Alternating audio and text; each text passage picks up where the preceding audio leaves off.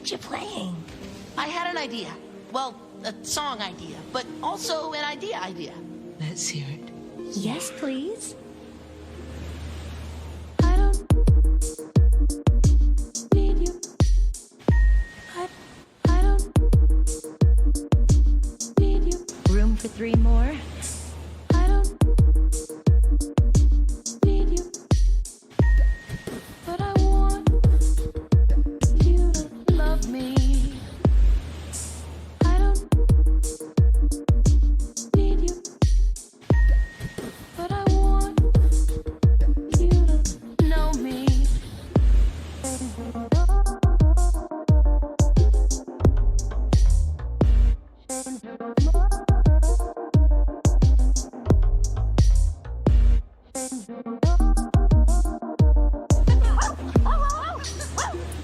Change your mind.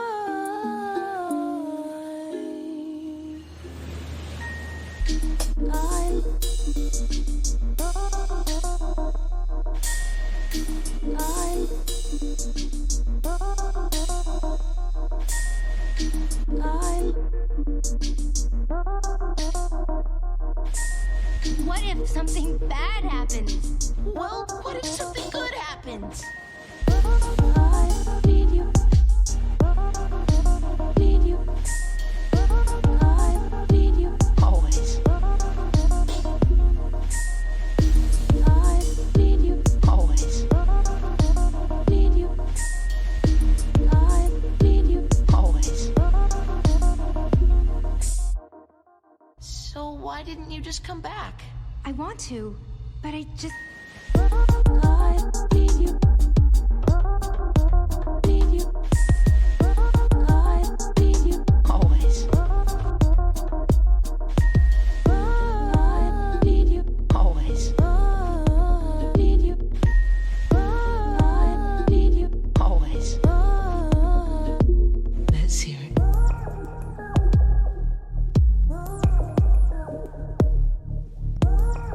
I might have overreacted. Need you. Need you. I need you. Need you. I but I want you to love me. But I want you to know me. Let's hear it. I don't love me. I don't know me.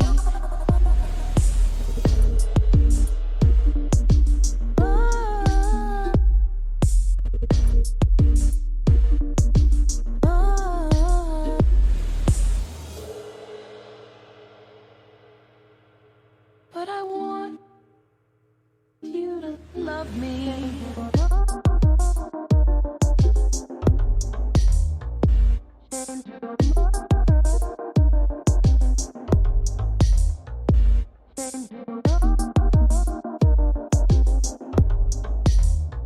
Change your mind.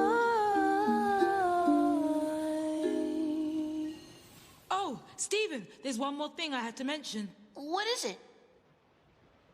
I love you. Bye. See you later.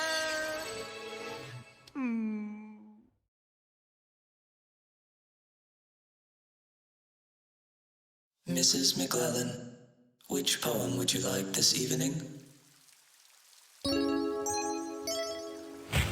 Since you express no preference, I shall select a poem at random.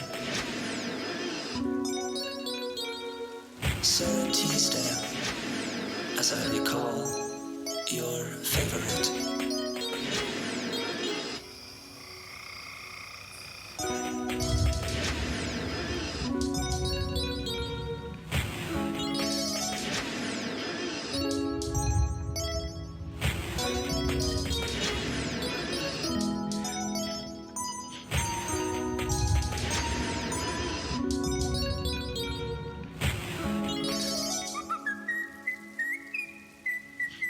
Oh, there will come soft rains and the smell of ground, and and swallows circling with their shimmering sound, and frogs in their pool singing at night, and wild plum trees in tremulous white.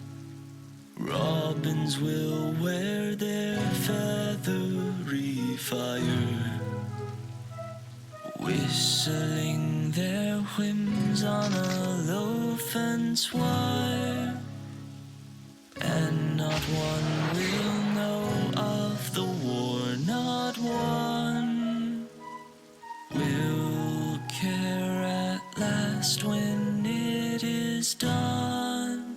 Mrs. McClellan,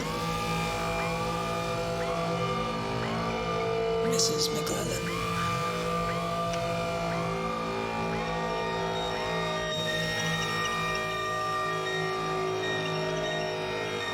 There will come soft rains and the smell of ground, and swallows circling with their shimmering sound, and frogs in the pool singing at night, and wild plum trees in tremulous white.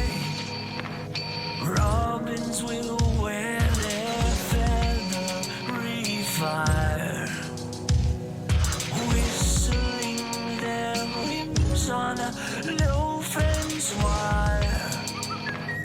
Not one would mind, neither bird nor tree, if mankind perished utterly.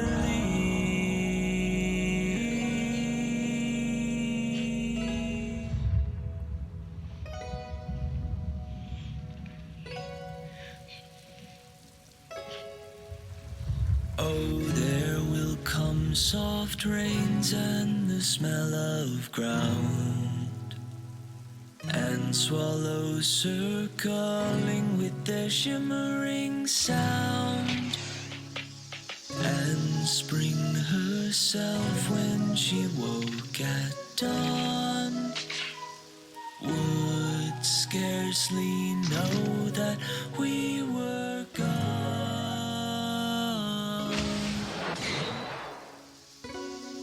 We were gone.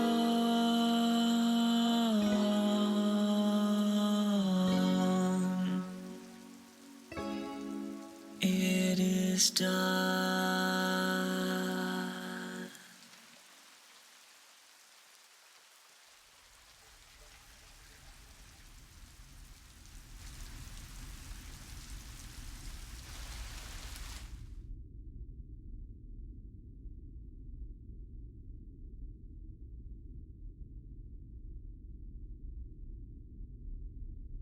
Hello, everyone.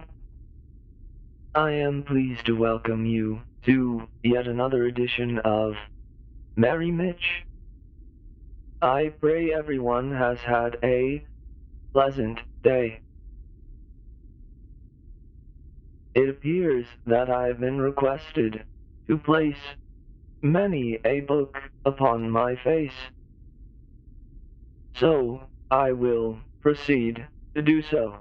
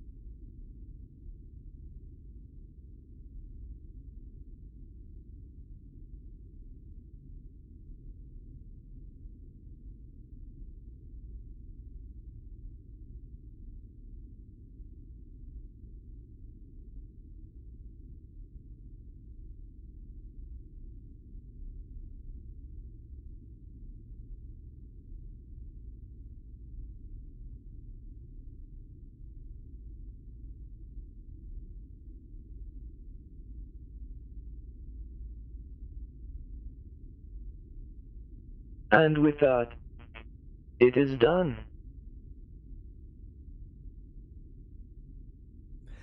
Alright, for realsies, how's everybody doing?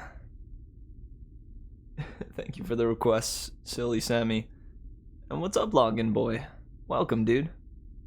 Don't know if you pieced out already yet, but, the whole book on face thing is a thing here on the stream. Yeah, you're just in time for space, aliens, post-apocalypse, and more. We get into various, stellar stories here on Sunday nights. And I'm looking forward to these ones. We've got, a number of them. I even busted out some SCPs. I think we'll be dividing out the stories with some SCPs in between. We've got a number to choose from. We'll be continuing in the Illustrated Man by Ray Bradbury.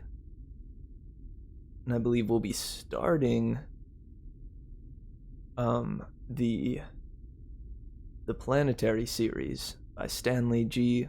Weinbaum.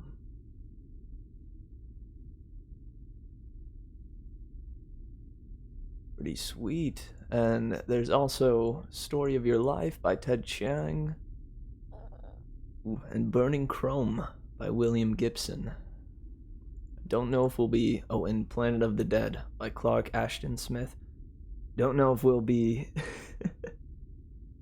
if we'll get to every single one tonight, but I tend to over-prepare for these. Yo. Thanks, Lube. Man, you know, things don't get clipped too often here on the stream. But I feel that one was worth it. We'll have to see if we can keep bumping up that record, dude. I'm hoping we can.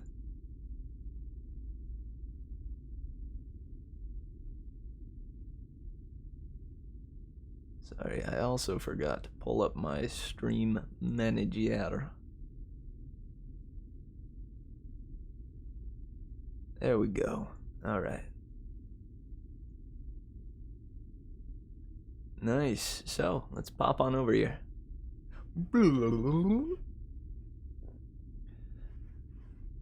So, we have a number to choose from. I think we'll do what we've been doing for the past few Sci-Fi Sundays, and we'll start with The Illustrated Man. You haven't? Shoot, dude. You must have not been here for last Sci-Fi Sunday. I believe we started the last one with his, with this one. I think this one was called I forget the title. Let me go to it. The Other Foot. Yeah, that's the one. We read through that one last time. Hey, what's up, May? Yeah, an earlier stream. Last night I hit the hay real late. So I figured getting an early start on the stream would probably help me to hit the hay a little earlier. And I think Sci-Fi Sundays tend to be a little earlier anyways, especially if I have work the next day. But thankfully next week I don't have work tomorrow, this week I don't have work tomorrow, but regardless, still wanted to make sure that I that I keep to a good sleeping schedule, you know, not going past 2 a.m. That sort of deal. Well, shoot, it looks like some of our peeps have arrived. How's everybody doing? Oh, wait. Check this out. How is everyone tonight? I pray that everyone had a good day.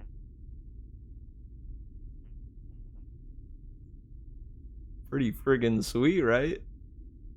my little like voice changer application had an update, and it's got a number of new voices to pull up. This one here is a favorite of mine. It's real smooth. It's real smooth. Sadly, I can't hear it in my own head, but or in my headphones. But I hope it sounds cool. I did some testing with it earlier when I could hear it in my headphones, and I thought it sounded pretty sweet. How am I doing? I'm doing good. I got a full belly, a smoothie in my hand, and some rad folks to read to.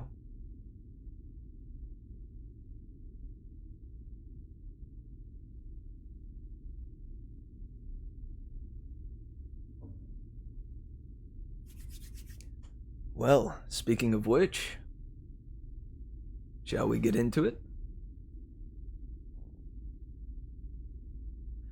I say, we do. Yeah. You see, what happens with me a lot is my dinner won't include any greens whatsoever. So, in order to compensate for that, I make myself a smoothie. Chock loaded with lots of lettuce and kale and spinach and the like. Makes it easier to get them greens down my gullet. It's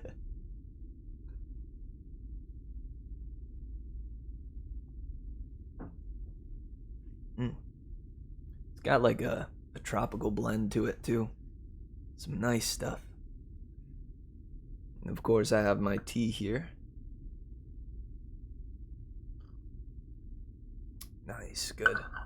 And it has hit the perfect temperature. So I'm gonna lock it up with the Yeti cap.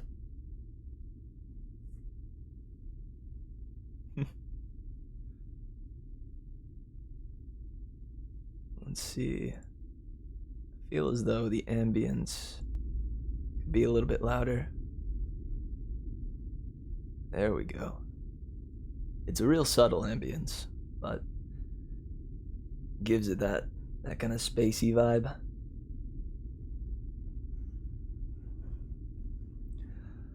Well, alright guys.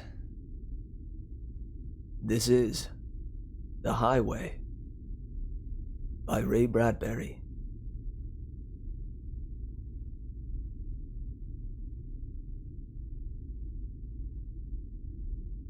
The cooling afternoon rain had come over the valley, touching the corn in the tilled mountain fields, tapping on the dry grass roof of the hut. In the rainy darkness, the woman ground corn between cakes of lava rock, working steadily. In the wet, lightlessness, somewhere, a baby cried. Fernando stood waiting for the rain to cease, so he might take the wooden plow into the field again. Below, the river boiled brown and thickened in its course. The concrete highway, another river, did not flow at all. It lay shining, empty. A car had not come along in an hour.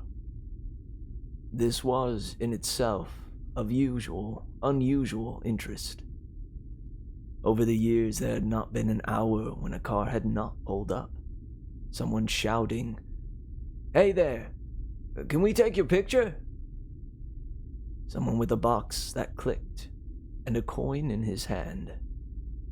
If he walked slowly across the field without his hat, sometimes they called, "Oh, we want you with your hat on!"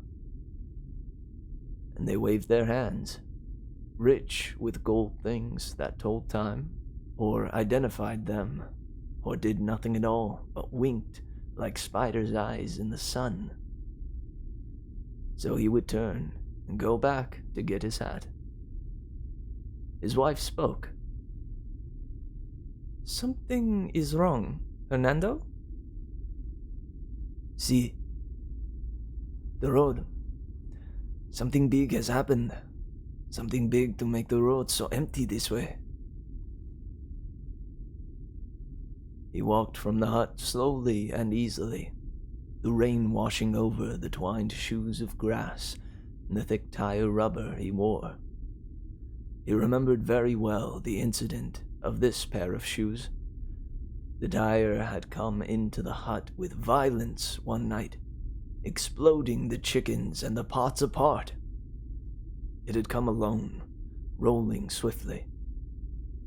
The car, off which it had come, had rushed on, as far as the curve, and hung a moment, headlights reflected, before plunging into the river. The car was still there.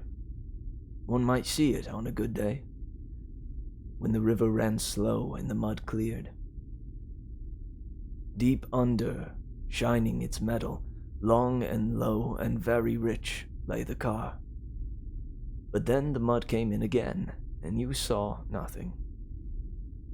The following day he had carved the shoe soles from the tire rubber. He reached the highway now, and stood upon it, listening to the small sounds it made in the rain. Then, suddenly, as if at a signal, the cars came. Hundreds of them, miles of them, rushing and rushing as he stood by and by him. The big, long, black cars headed north toward the United States, roaring, taking the curves at too great a speed, with the ceaseless blowing and honking. And there was something about the faces of the people packed into the cars, something which dropped him into a deep silence. He stood back to let the cars roll on.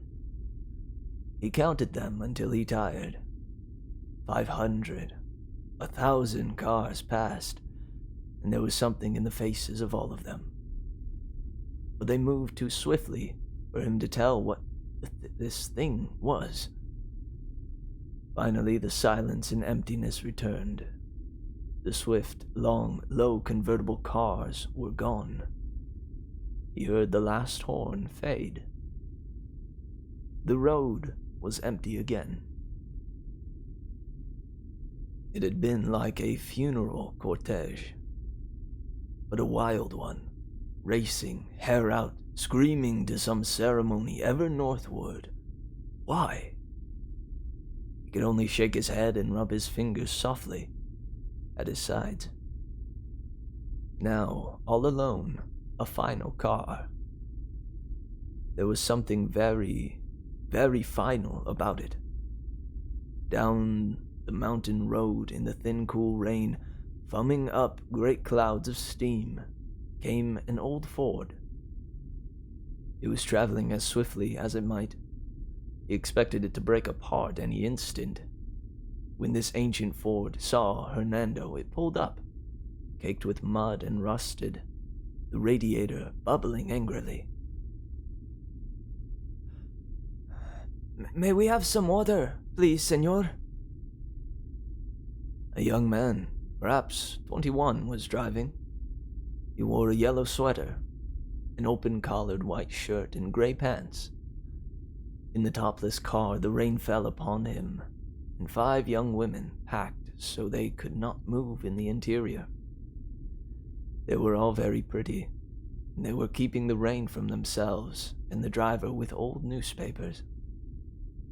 But the rain got through to them, soaking their bright dresses, soaking the young man.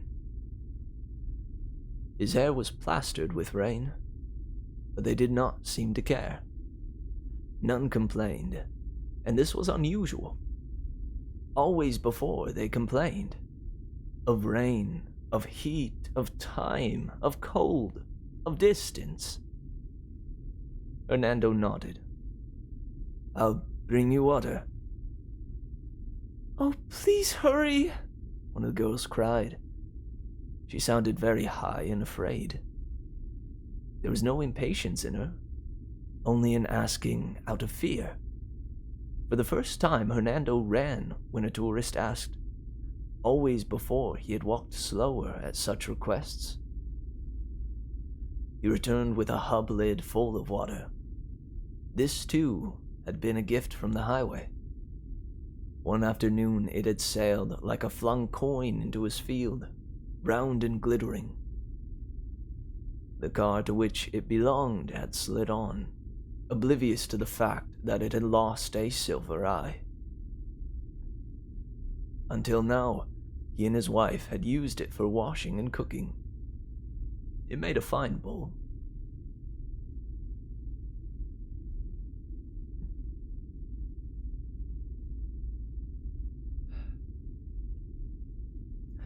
As he poured the water into the boiling radiator, Hernando looked up at their stricken faces. "Oh, thank you," said one of the girls. "You don't know what this means." Hernando smiled. "So much traffic in this hour. It all goes one way, north." He did not mean to say anything to hurt them, but when he looked up again, there all of them sat in the rain, and they were crying. They were crying very hard, and the young man was trying to stop them by laying his hands on their shoulders and shaking them gently, one at a time.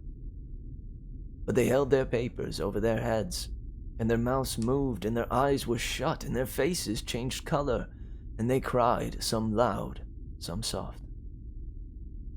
Hernando stood with the half-empty lid in his fingers. "I did not mean to say anything, senor," he apologized. "That's all right," said the driver. "What is wrong, senor?" "Haven't you heard?" replied the young man, turning, holding tightly to the wheel with one hand, leaning forward. "It's happened." This was bad. The others at this cried still harder, holding on to each other, forgetting the newspapers, letting the rain fall and mingle with their tears. Hernando stiffened. He put the rest of the water into the radiator. He looked at the sky, which was black with storm. He looked at the river rushing. He felt the asphalt under his shoes. He came to the side of the car. The young man took his hand and gave him a peso. "No," Hernando gave it back. "It is my pleasure." "Thank you.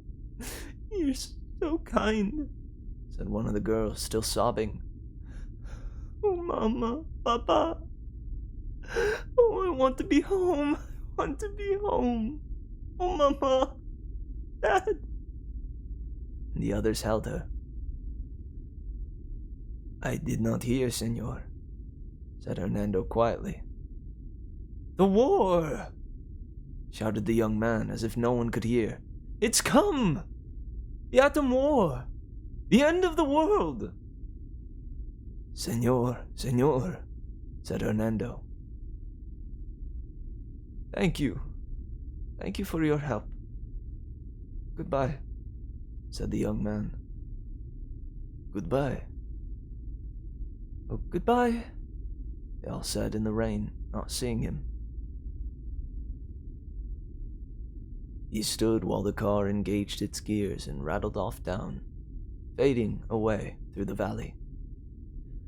Finally it was gone, with the young women in it, the last car. The newspapers held and fluttered over their heads. Fernando did not move for a long time. The rain ran very cold down his cheeks and along his fingers, and into the woven garment on his legs. He held his breath, waiting, tight and tensed. He watched the highway, but it did not move again. He doubted that it would move much for a very long time. The rain stopped. The sky broke through the clouds. In 10 minutes, the storm was gone, like a bad breath. A sweet wind blew the smell of the jungle up to him. He could hear the river moving gently and easily on its way. The jungle was very green. Everything was fresh. He walked down through the field to his house and picked up his plow. With his hands on it, he looked at the sky, beginning to burn hot with the sun. His wife called out from her work. "What happened, Hernando?" "It is nothing," he replied. He set the plow in the furrow. He called sharply to his burro. "Burro!" And they walked together through the rich fields, under a clearing sky, on their tilled land by the deep river. "What do they mean, the world?" he said.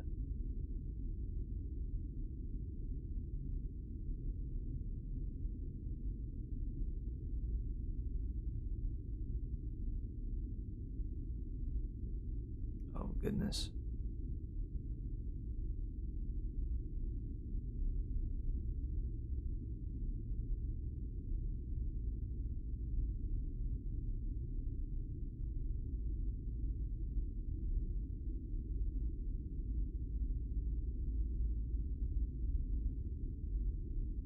How do I ban this account?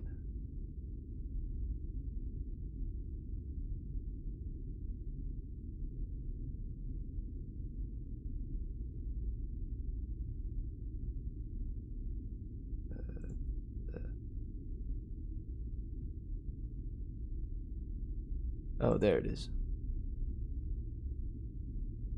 Alright, cool beans.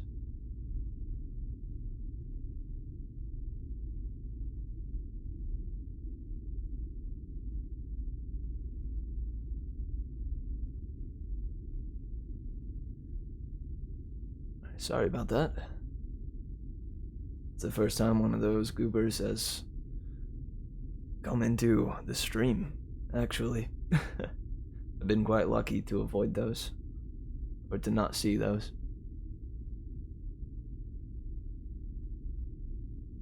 Want to make followers fast? Click below. Yeah. Sure thing, dude. Yeah. Seems legit.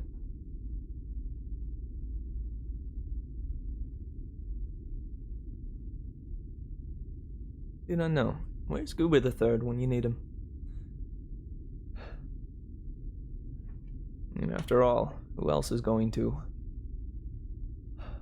vor the world?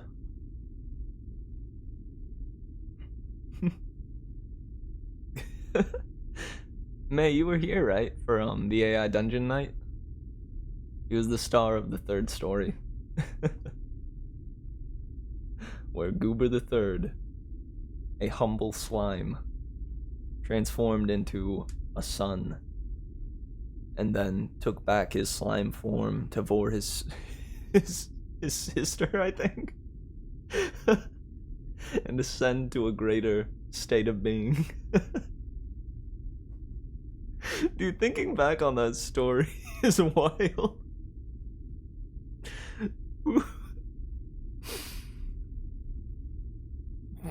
I haven't thought about it again until just now.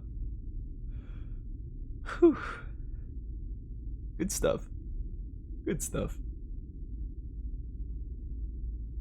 Gotcha. Yeah, the third one was a custom one, and it was good.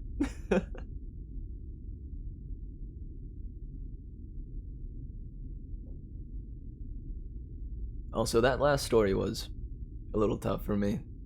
My Spanish accent is one of the, or Mexican accent is one of my least developed, and I would consider least good of the ones that I do. I wish it were better.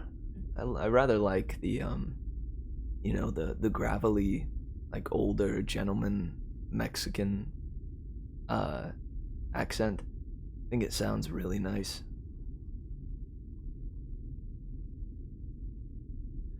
Also, I'm quite confused as to what that story was even about.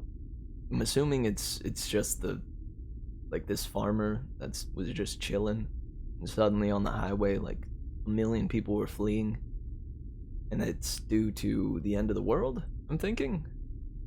Nuclear fallout. But I expected by the end there to be some kind of like showing of like, I don't know, like Hernando would stare off like into the towards the south and see a mushroom cloud start to boom or something. I don't know. What's up, Marvin? Welcome, dude. I'm pleased to see you're here. Uh-oh.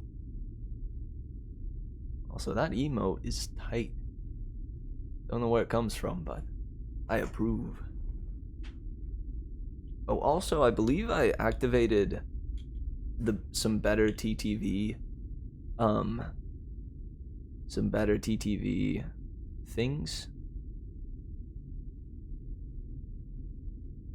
Let me see, let me bring up the settings. Yeah, I think I have a few. Let me see if it works.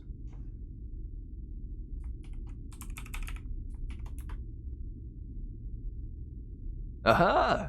Let's go! Let's go, dude!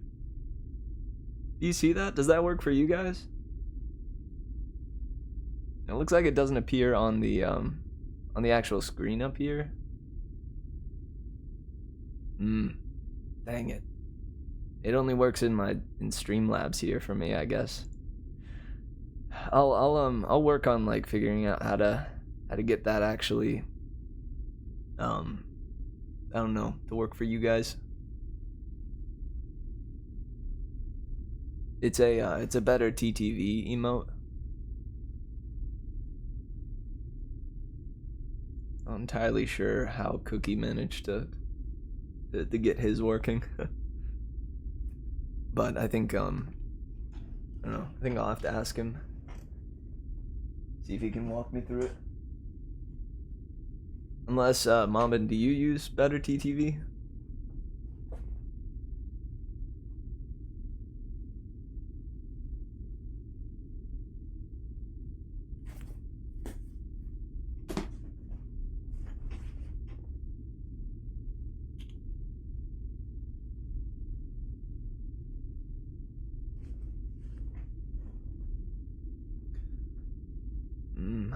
Regardless. Because if I do get it to work, that means I can upload more emotes for us. Like personalized ones for the channel.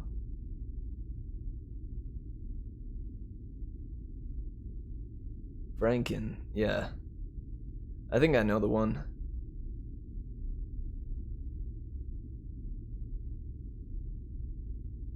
Not sure how that one works.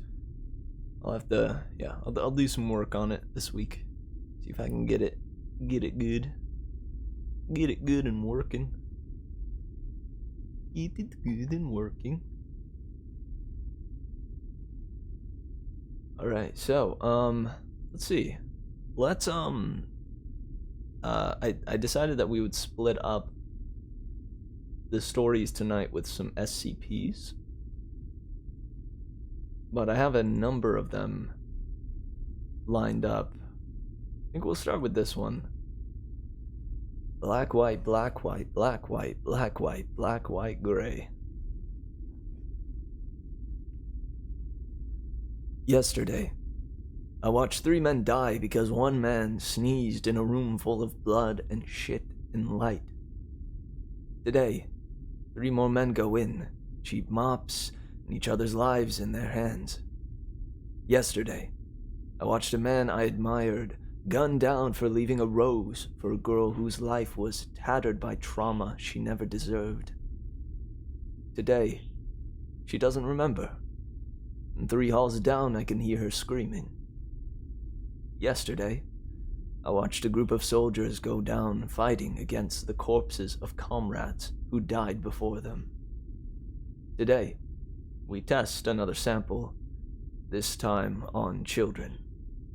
Yesterday, I watched 5 men and women gunned down in an abandoned factory no one cares about. Today, it happens again and again. Every 11 seconds, forever. Yesterday, I watched a man sit comfortably in a nice armchair, sipping scotch and laughing as he ordered a woman to simply stop breathing. Today, he gets the day off of work detail for good behavior. Yesterday, I watched hundreds of men and women in orange jumpsuits herded like animals into empty rooms that filled with gas and fire. Today, hundreds more are told they have a chance for a lighter sentence and a chance to serve their country. Yesterday, I watched the world nearly die in 1,000 terrible ways.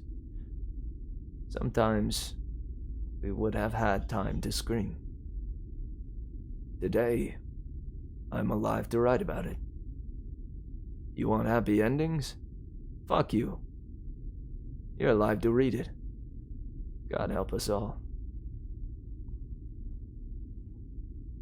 I'm not at all certain what that's meant to mean. Does anybody have any ideas?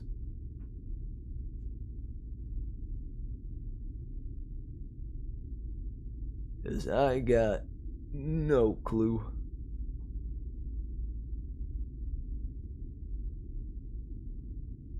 I agree, silly. Nani? Nani?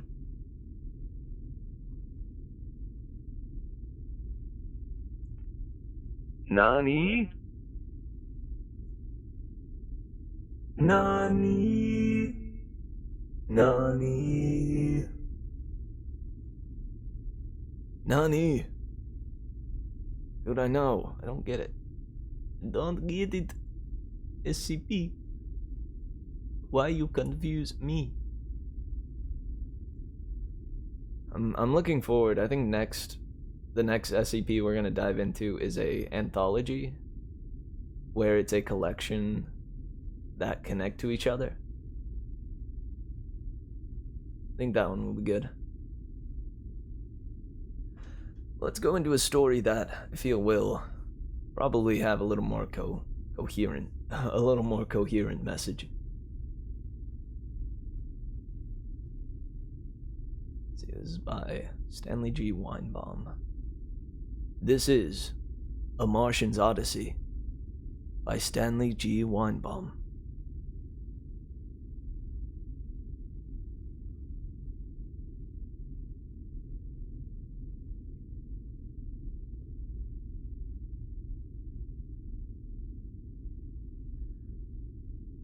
Jarvis stretched himself as luxuriously as he could in the cramped general quarters of the Ares.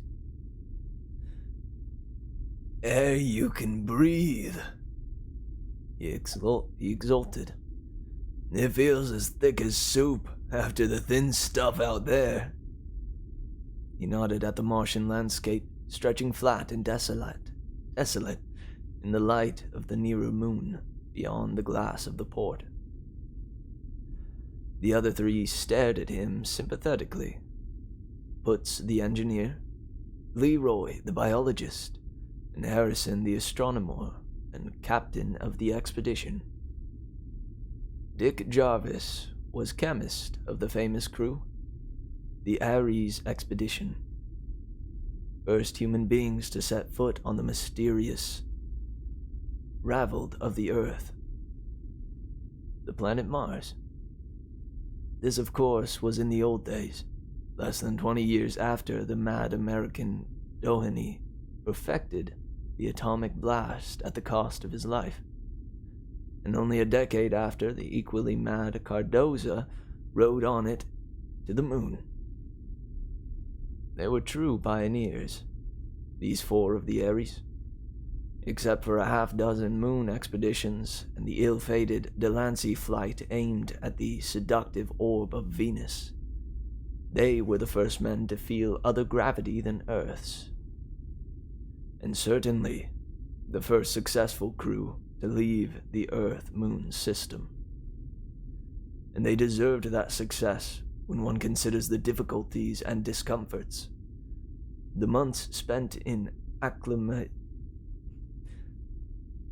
acclimatization chambers back on Earth, learning to breathe the air as tenuous as that of Mars, the challenging of the void in the tiny rocket driven by the cranky reaction motors of the 21st century, and mostly the facing of an absolutely unknown world.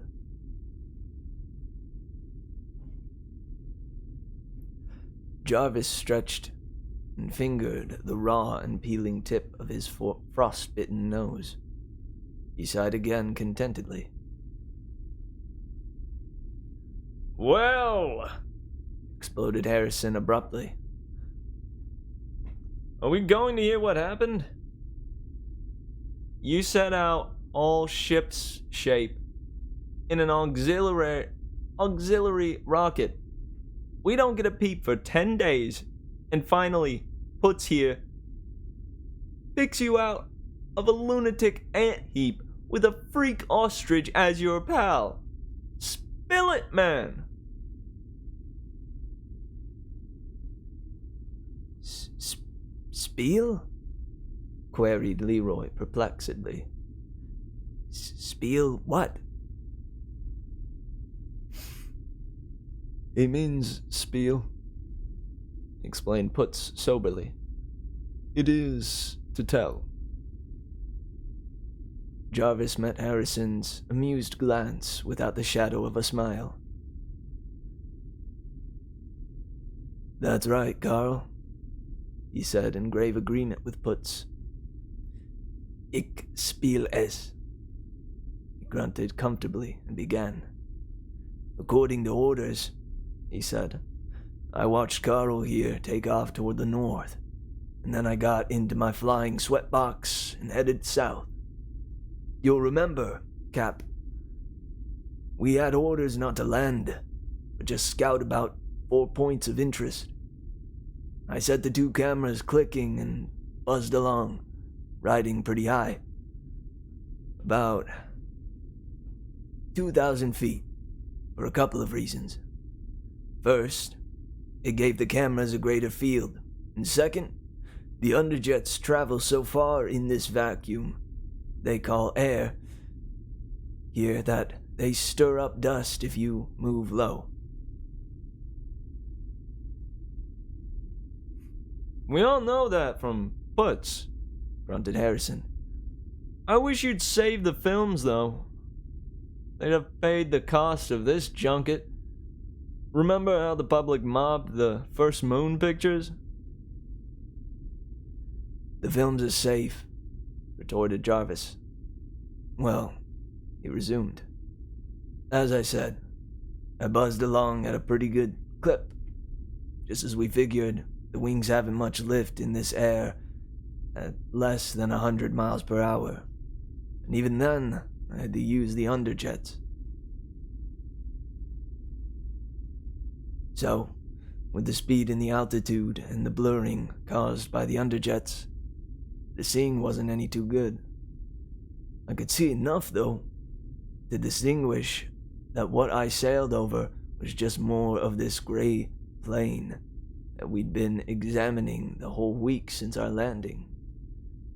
Same blobby growths and the same eternal carpet of crawling little plant animals, or biopods, as Leroy calls them. So I sailed along, calling back my position every hour as instructed, not knowing whether you heard me. "I did," snapped Harrison. 150 miles south, continued Jarvis imperturbably. The surface changed to a sort of low plateau. Nothing but desert and orange-tinted sand. I figured that we were right in our guess then. And this gray plain we dropped on was really the mare Cimmerium, which would make my orange desert the region called Xanthus. If I were right, I ought to hit another gray plain, the Mercronium, in another couple of 100 miles, and then another orange desert. Thiel 1 or 2. And so I did. Butts verified our position a week and a half ago, grumbled the captain. Let's get to the point. Coming, remarked Jarvis. 20 miles into Thiel. Believe it or not, I crossed a canal.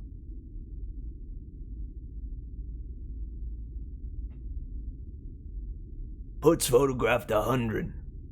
Let's hear something new. Did he also see a city? 20 of them.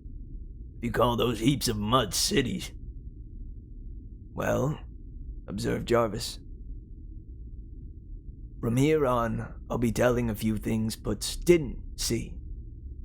He rubbed his tingling nose and continued. I knew that I had 16 hours of daylight at this season, so 8 hours, 800 miles from here, I decided to turn back. I was still over Thiel, whether 1 or 2 I'm not sure, but more than 25 miles into it. And right there, Putz's pet motor quit. Quit? How? Putz said, solicitous. The atomic blast got weak. I started losing altitude right away, and suddenly there I was with a thump right in the middle of Thiel. Smashed my nose on the window, too. He rubbed the injured member ruefully. Did you maybe try vanishing the combustion chamber with acid sulfuric? Inquired Putz. Sometimes the lead gives a secondary radiation. Nah, said Jarvis disgustedly. I wouldn't try that. Of course, not more than 10 times. Besides, the bump flattened the landing gear and busted off the underjets. Suppose I got the thing working. What then? 10 miles with the blast coming right out of the bottom, and I'd have melted the floor from under me. Rubbed his nose again. Lucky for me, a pound only weighs 7 ounces here, or I'd have been mashed flat.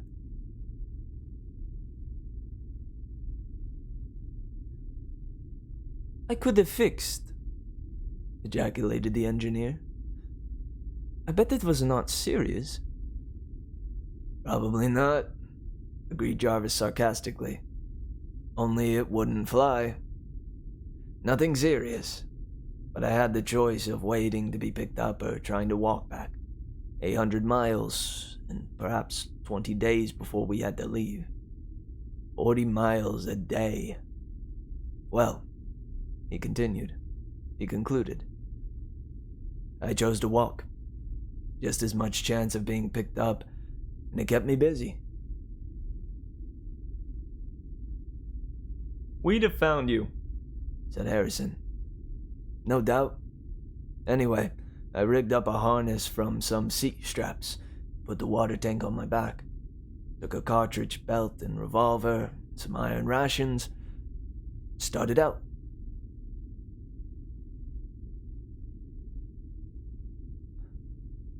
Water tank, exclaimed the little biologist Leroy.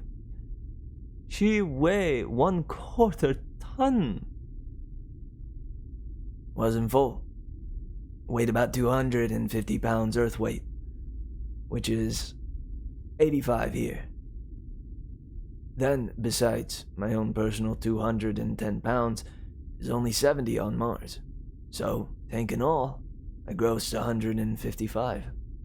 Or 55 pounds less than my everyday Earth weight. I figured on that when I undertook the 40-mile daily stroll. Oh, of course I took a thermo-skin sleeping bag for the wintry Martian nights. Off I went, bouncing along pretty quickly. 8 hours of daylight meant 20 miles or more. It got tiresome, of course. plugging along over a soft sand desert with nothing to see. Not even Leroy's crawling bipods. But an hour or so brought me to the canal. Just a ditch, dry, about 400 feet wide, and straight as a railroad on its own company map. There'd been water in it sometime, though.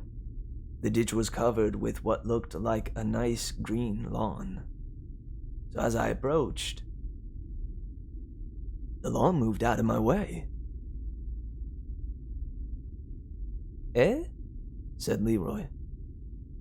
"Yeah, it was a relative of your biopods. I caught one, a little grass-like blade about as long as my finger, with two thin, stemmy legs." "He is where?" Leroy was eager. "He is let go.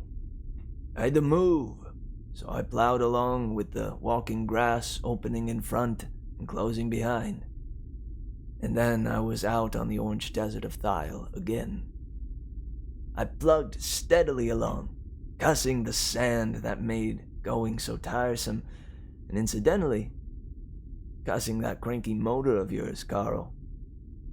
It was just before twilight that I reached the edge of Thyle and looked down over the gray mare Cronium. And I knew there were 75 miles of that to be walked over. And then a couple of 100 miles of that Xanthus desert, and about as much more mare Sumerium. Was I pleased? I started cussing you fellows for not picking me up. "We were trying, you sap," said Harrison. That didn't help. Well, I figured I might as well use what was left of daylight in getting down the cliff that bounded Thyle. I found an easy place, and down I went. Mercronium was just the same sort of place as this. Crazy leafless plants and a bunch of crawlers. I gave it a glance and hauled out my sleeping bag. Up to that time, I hadn't seen anything worth worrying about on this half-dead world. Nothing dangerous, that is. "Did you?" queried Harrison. "Did I? You'll hear about it when I come to it." Well, I was just about to turn in when suddenly I heard the wildest sort of shenanigans. "What is shenanigans? Shenanigans?" inquired Putz. He says, "Je ne sais quoi," explained Leroy. "It is to say, I don't know what." "That's right," agreed Jarvis. "I didn't know what, so I sneaked over to find out. There was a racket like a flock of crows eating a bunch of canaries. Whistles, cackles, caws, trills, and what have you. I rounded a clump of stumps, and there was Tweel." "Tweel?" said Harrison. "Tweel?" said Leroy and Putz. "That freak ostrich," explained the narrator. "At least, Tweel is as near as I can pronounce it without sputtering. He called it something like "What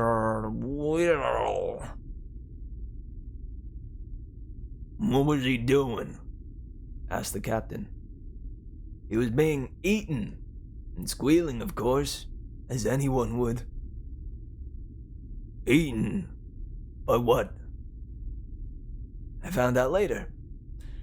All I could see then was a bunch of black ropey arms tangled around what looked like, as Putz described it to you, an ostrich. I wasn't going to interfere, naturally. If both creatures were dangerous, I'd have one less to worry about.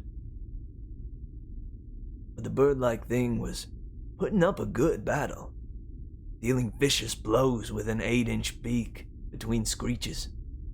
And besides, I caught a glimpse or two of what was on the end of those arms." Jarvis shuddered.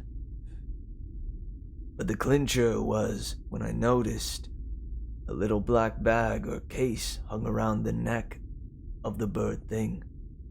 It was intelligent. That or tame, I assumed. Anyway, it clinched my decision. I pulled out my automatic and fired into what I could see of its antagonist. There was a flurry of tentacles, and a spurt of black corruption, and then the thing, with a disgusting sucking noise, pulled itself and its arms into a hole in the ground. The other let out a series of clacks, staggered around on legs about as thick as golf sticks, and turned suddenly to face me. I held my weapon ready, and the two of us stared at each other. The Martian wasn't a bird, really. It wasn't even bird-like. Except just at first glance.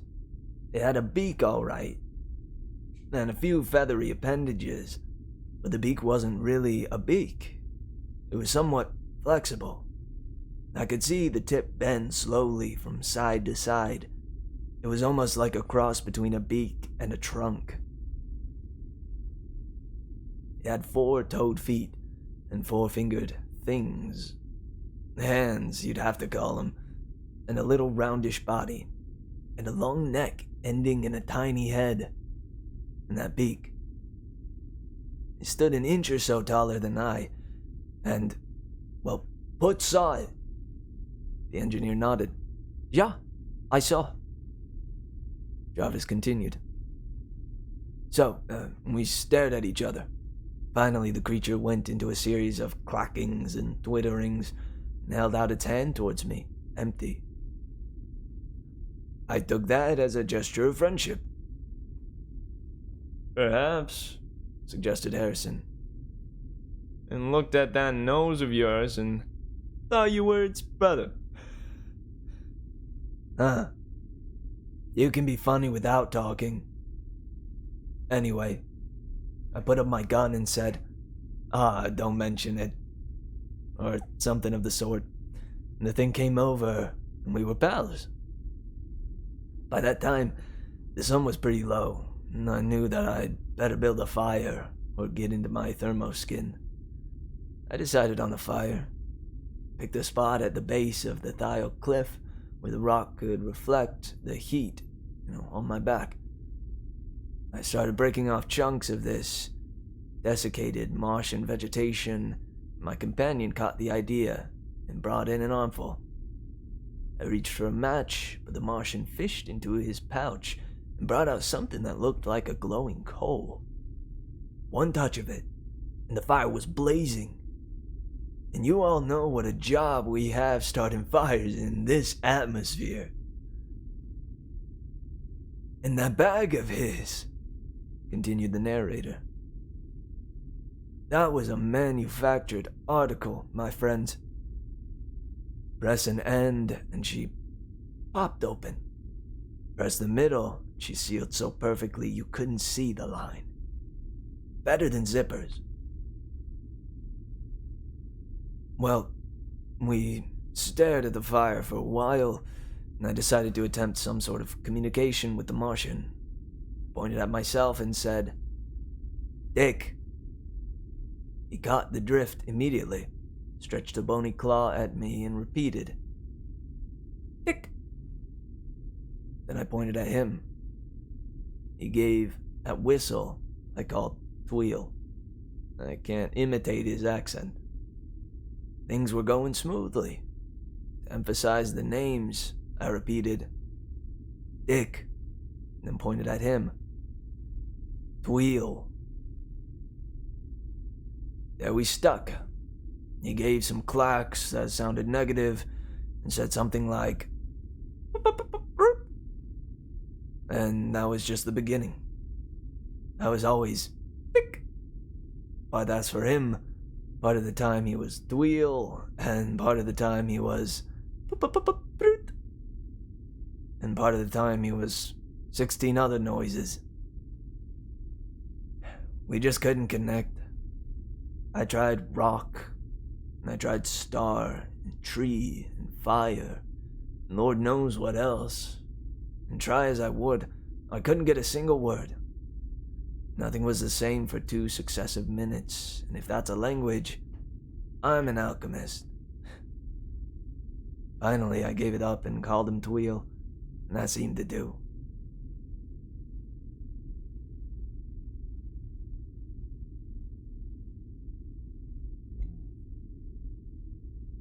But Tweel hung on to some of my words. He remembered a couple of them, which I suppose is a great achievement if you're used to a language you have to make up as you go along. But I couldn't get the hang of his talk. Either I missed some subtle point, or we just didn't think alike. And I rather believe the latter view. I have other reasons for believing that. After a while, I gave up the language business and tried mathematics. I scratched 2 plus 2 equals 4 on the ground and demonstrated it with pebbles. Again, Tweel caught the idea and informed me that 3 plus 3 equals 6. Once more, we seemed to be getting somewhere.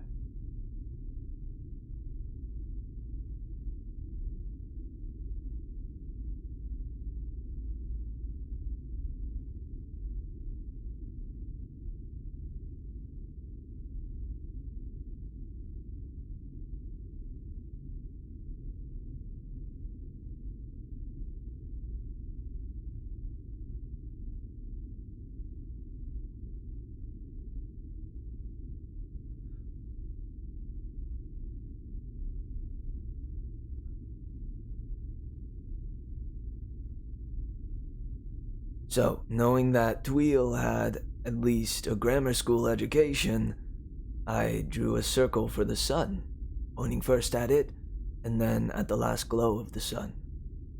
Then I sketched in Mercury, and Venus, and Mother Earth, and Mars, and finally pointed to Mars. And I swept my hand around in a sort of inclusive gesture to indicate that Mars was our current environment. I was working up to putting over the idea that my home was on Earth. Tweel understood my diagram all right. He poked his beak at it, and with a great deal of trilling and clucking, he added Deimos and Phobos to Mars, and then sketched in the Earth's moon. Do you see what that proves? It proves that Tweel's race uses telescopes, that they're civilized. Does not, Snapped Harrison. The moon is visible from here as a 5th magnitude star. They could see its revolution with the naked eye. The moon, yes, said Jarvis. You missed my point.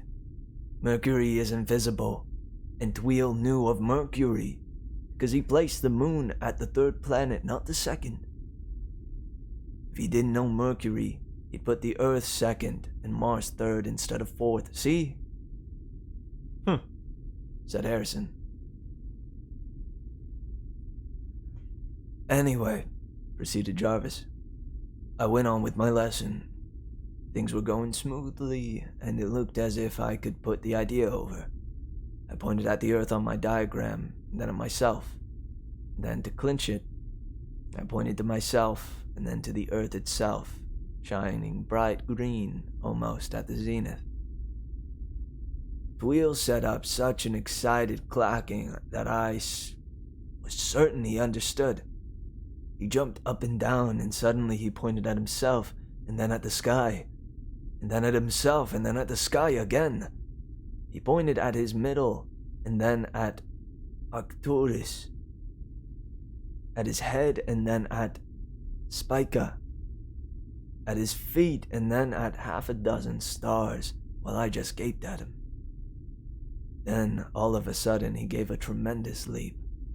Man, what a hop! He shot straight up into the starlight, 75 feet, if an inch. I saw him silhouetted against the sky, saw him turn and come down at me head first, and then smack on his beak like a javelin. There he stuck square in the center of my sun circle in the sand. A bullseye. Nuts, observed the captain. Plain nuts. That's what I thought too. I just stared at him open-mouthed while he pulled his head out of the sand and stood up. Then I figured he'd missed my point, and I went through the whole blamed rigmarole and again, and it ended the same way, with Tweel on his nose in the middle of my picture. Maybe it's a religious rite? Suggested Harrison. Maybe, said Jarvis dubiously. Well, there we were. We could exchange ideas up to a certain point, and then Bluey.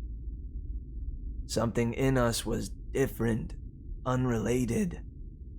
I don't doubt that Tweel thought me just as screwy as I thought him. Our minds simply looked at the world from different viewpoints. And perhaps his viewpoints is as true as ours. We couldn't get together, that's all. Yet, in spite of all difficulties, I liked Tweel. And I have a queer certainty that he liked me. Nuts, repeated the captain. Just daffy. Yeah? Wait and see. A couple of times, I've thought that perhaps we... He paused, and then resumed his narrative. Anyway, I finally gave it up, and got into my thermoskin to sleep. The fire hadn't kept me any too warm, but the damn sleeping bag did. Got stuffy 5 minutes after I closed myself in. I opened it a little and bingo! Some 80 below zero air hit my nose. That's when I got this pleasant little frostbite to add to the bump I acquired during the crash of my rocket. I don't know what Tweel made of my sleeping. He sat around, but when I woke up, he was gone. I just crawled out of my bag, though, when I heard some twittering, and there he came, sailing down from that 3-story thiol cliff to a light on his beak beside me. I pointed to myself and toward the north, and he pointed at himself and toward the south. When I loaded up and started away, he came along. Man, how he raveled. 150 feet at a jump, sailing through the air, stretched out like a spear, and landed on his beak. He seemed surprised at my plodding, but after a few moments he fell in ahead of me. Then he'd come shooting back at me. Made me nervous at first to see that beak of his coming at me like a spear, but he always ended in the sand at my side. So the two of us plugged along across the Marcronium. Same sort of place as this, same crazy plants, same little green biopods growing in the sand, or crawling out of your way. We talked, not that we understood each other, but just for company. I sang songs, and I suspected Tweel did too. At least some of his trillings and twitterings had a subtle sort of rhythm. Then, for variety, Tweel would display his smattering of English words. He'd point to an outcropping and say, "Brook," and point to a pebble and say it again. Or he'd touch my arm and say, "Dick," and then repeat it. He seemed terrifically amused that the same word meant the same thing twice in succession, or that the same word could apply to two different objects. It set me wondering if perhaps his language wasn't like the primitive speech of some Earth people. Captain, like the Negritos, for instance, who hadn't any generic words. No word for food or water or man, words for good food and bad food, or rainwater and seawater, or strong man and weak man, but no names for general classes. They're too primitive to understand that rainwater and seawater are just different aspects of the same thing. But that wasn't the case with Tweel. It was just that we were somehow mysteriously different. Our minds were alien to each other. And yet, We liked each other. Loony, that's all, Remarked Harrison. That's why you two were so fond of each other. Well, I like you, countered Jarvis wickedly. Anyway, he resumed, don't get the idea that there was anything screwy about Tweel. In fact, I'm not so sure, but that he couldn't teach our highly praised human intelligence a trick or two. Oh, he wasn't an intellectual superman, I guess, but don't overlook the point that he managed to understand a little of my mental workings, and I never even got a glimmering of his. Because he didn't have any, suggested the captain, while Putz and Leroy blinked attentively.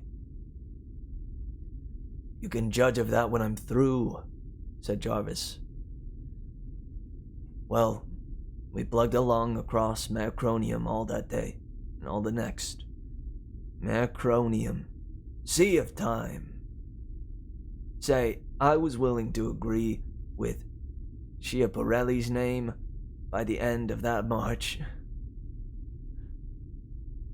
Just that gray, endless plain of weird plants and never sign of any other life. It was so monotonous.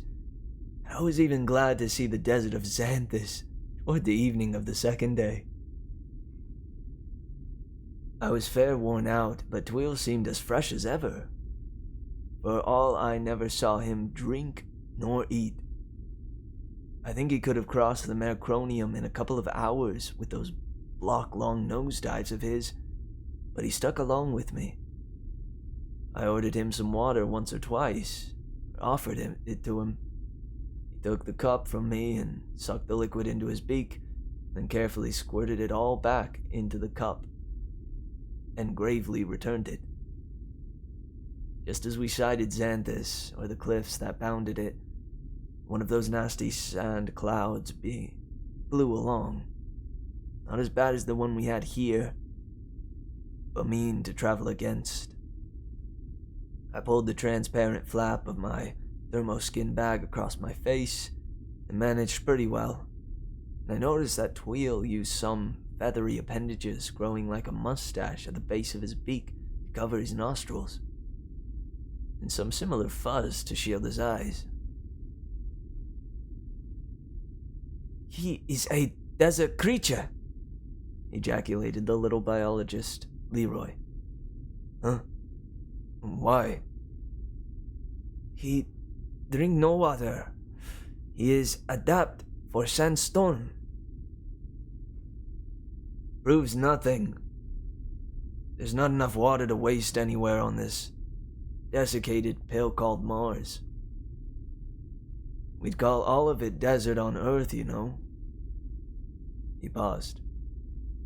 Anyway, after the sandstorm blew over, a little wind kept blowing in our faces.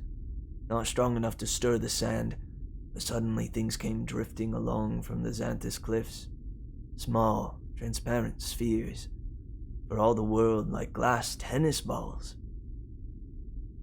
But light. They were almost light enough to float even in this thin air. Empty, too. At least I cracked open a couple and nothing came out but a bad smell.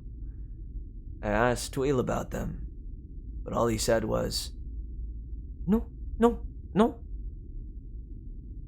which I took to mean that he knew nothing about them. So they went bouncing by like tumbleweeds, or like soap bubbles. We plunged on towards Xanthus. Tweel pointed at one of the crystal balls once and said rock, but I was too tired to argue with him. Later, I discovered what he meant. We came to the bottom of the Xanthus cliffs finally. When there wasn't much daylight left, I decided to sleep on the plateau if possible. Anything dangerous, I reasoned, would be more likely to prowl through the vegetation of the Macronium than the sand of Xanthus. Not that I'd seen a single sign of menace. Exempt the rope-armed black thing that had trapped Tweel, Apparently, that didn't prowl at all, but lured its victims within reach.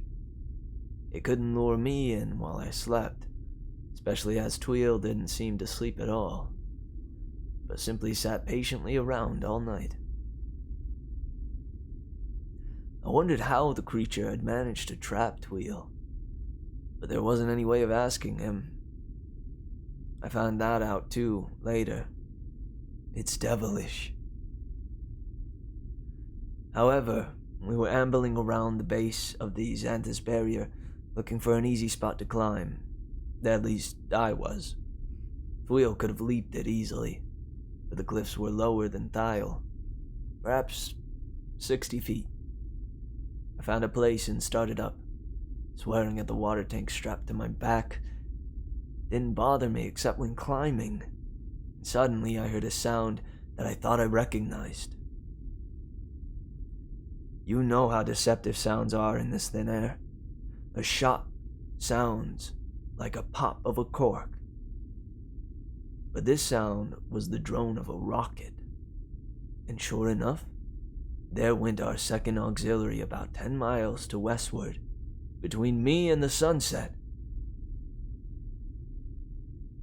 "Was me?" said Putz. "I hunt for you." Yeah, I knew that. What good did it do me? I hung on to the cliff and yelled and waved with one hand. Tweel saw it too and set up a trilling and twittering, leaping to the top of the barrier and then high into the air. While I watched, the machine droned on into the shadows to the south. I scrambled to the top of the cliff.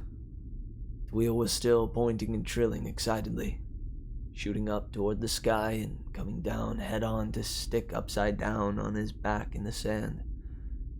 I pointed toward the south and at myself, and he said, "Yes, yes, yes." But somehow I gathered that he thought the flying thing was a relative of mine. Probably a parent. Perhaps I did his intellect an injustice. I think now that I did. I was bitterly disappointed by the failure to attract attention. I pulled out my thermoskin and crawled into it, as the night chill was already apparent. Tweel stuck his beak into the sand and drew up his legs and arms and looked for all the world like one of those leafless shrubs out there. I think he stayed that way all night. "Protective mimicry!" ejaculated Leroy. "See? He is a desert creature." "In the morning," resumed Jarvis, "we started off again.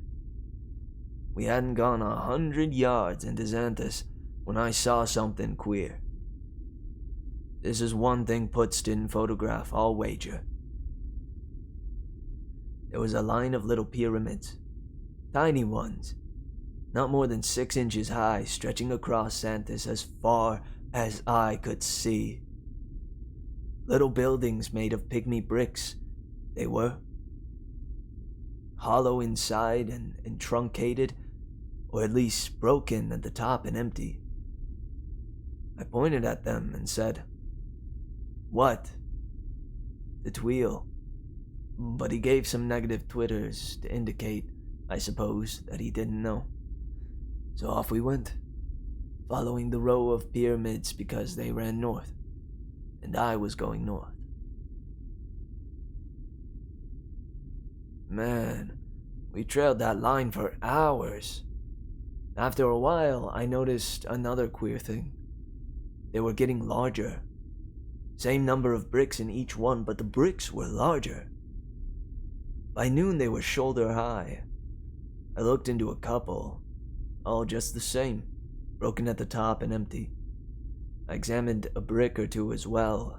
They were silica, and old as creation itself. "How do you know?" asked Leroy. "They were weathered, edges rounded. Silica doesn't weather easily, even on Earth. And in this climate..." How old do you think? 50,000? 100,000 years. How can I tell? The little ones we saw in the morning were older, perhaps 10 times as old, crumbling.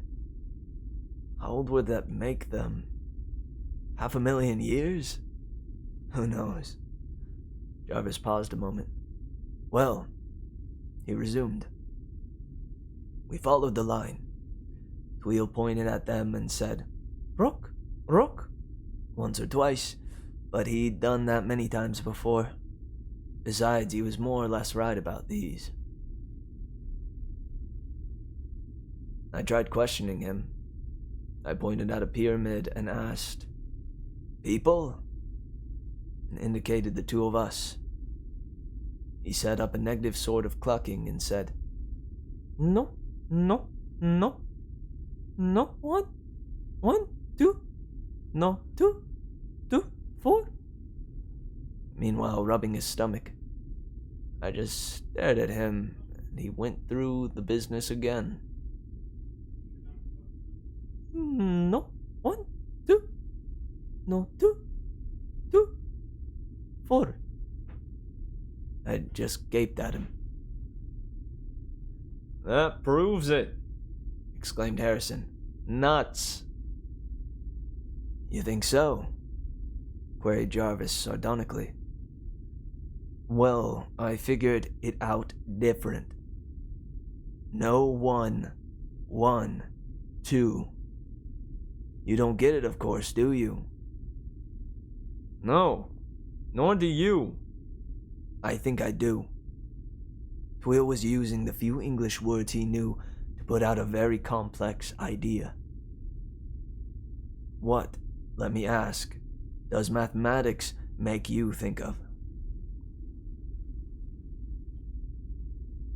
Why, of astronomy. Or logic. That's it. No 1. 1, 2. Tweel was telling me that the builders of the pyramids weren't people, or that they weren't intelligent, and they weren't reasoning creatures. Get it? Huh. I'll be damned. You probably will. Why? Put in Leroy. He rubbed his belly. Why? Or why?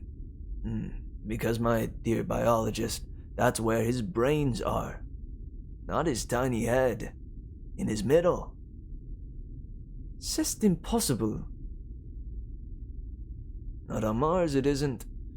This flora and fauna aren't earthly. Your biopods prove that. Jarvis grinned and took up his narrative. Anyway, we plugged along across Santos, and in about the middle of the afternoon, something else queer happened. The pyramids ended. Ended?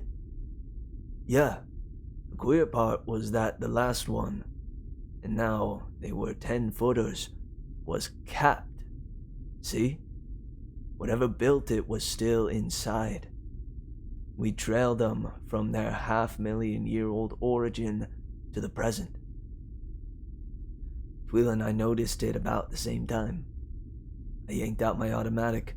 I had a clip of Boland explosive bullets in it. And Tweel, quick as a sleight of hand trick, snapped a queer little glass revolver out of his bag. It was much like our weapons, except that the grip was larger to accommodate his 4-talent hands. And we held our weapons ready while we sneaked up along the lines of the empty pyramids. Tweel saw the movement first. The top tiers of the bricks were heaving, shaking, and suddenly slid down the sides with a thin crash. And then something was coming out.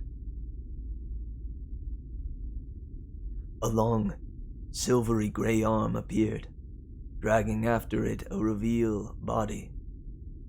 Armored, with scales, silver gray and dull shining. The arm heaved the body out of the hole, the beast crashed to the sand.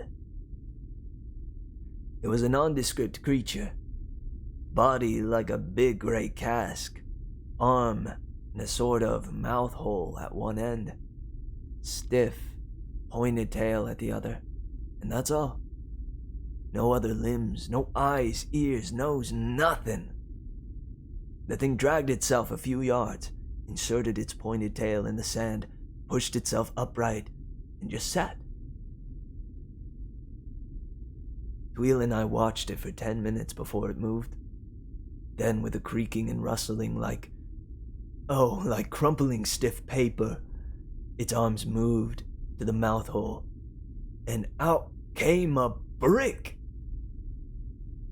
The arm placed the brick carefully on the ground, and the thing was still again. Another 10 minutes, another brick. Just one of nature's bricklayers. I was about to slip away and move on when Tweel pointed at the thing and said, "Rook?" I went, "Huh?" And he said it again. Then, to the accompaniment of some of his trilling, he said, "No, no," and gave 2 or 3 whistling breaths. Well, I got his meaning for a wonder. I said, "No, breathe," and demonstrated the word. Tweel was ecstatic. He said, "Yes, yes, no, no, no, breathe, breathe." Then he gave a leap and sailed out to land on his nose, about 1 pace from the monster. I was startled, you can imagine. The arm was going up for a brick, and I expected to see Tweel caught and mangled. But nothing happened. Tweel pounded on the creature, and the arm took the brick and placed it neatly beside the first. Tweel rapped on its body again and said, "Rook, and I got up the nerve enough to take a look myself. Tweel was right again. The creature was rock, and it didn't breathe. "How you know?" snapped Leroy, his black eyes blazing interest. "Because I'm a chemist. The beast was made of silica. There must have been pure silicon in the sand, and it lived on that. Get it? We and Tweel and those plants out there, and even the biopods and carbon life. This thing lived by a different set of chemical reactions. It was silicon life." "La vie sirkeuse," shouted Leroy. "I have suspect, and now it is proof. I must go see. Il faut que je..." All right, said Jarvis. "You can go see." Anyhow, there the thing was, alive and yet not alive, moving every 10 minutes, and then only to remove a brick. Those brick were its waste matter. See, Frenchie? We're carbon, and our waste is carbon dioxide, and this thing is silicon, and its waste is silicon dioxide. Silica. But silica is solid, hence the bricks. And it builds itself in. When it is covered, moves over to a fresh place to start over. No wonder it creaked. A living creature, a half and a million years old. Ha! "How do you know how old?" Leroy was frantic. "We trailed its pyramids from the beginning, didn't we? If this weren't the original pyramid builder, the series would have ended somewhere before we found him."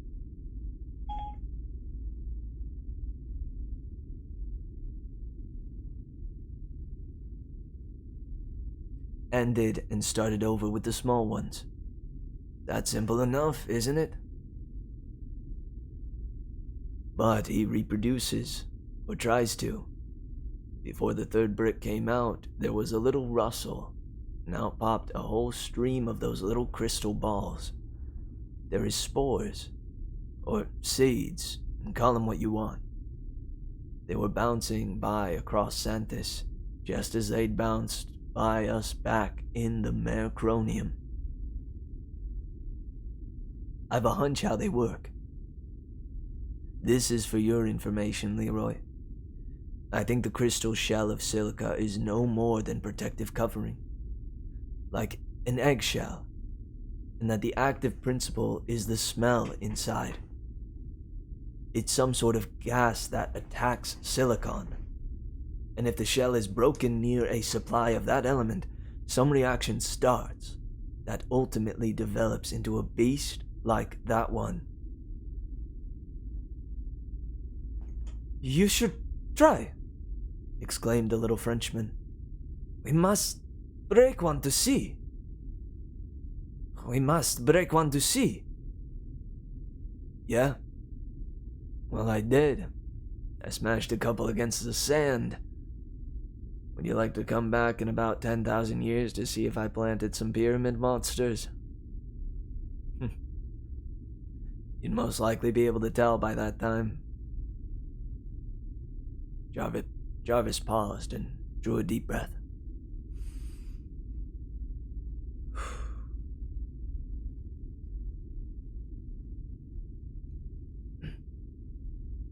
Lord, that queer creature, do you picture it? Blind, deaf, nerveless, brainless, like a mechanism, and yet immortal. Bound to go on making bricks, building pyramids as long as silicon and oxygen exist, and even afterwards, it'll just stop. It won't be dead. If the accidents of a million years bring it its food again, there it will be, ready to run again, while brains and civilization are part of the past. A queer beast. Yet I met a stranger one. If you did, it must have been in your dreams, growled Harrison. You're right, said Jarvis soberly. In a way, you're right. The Dream Beast.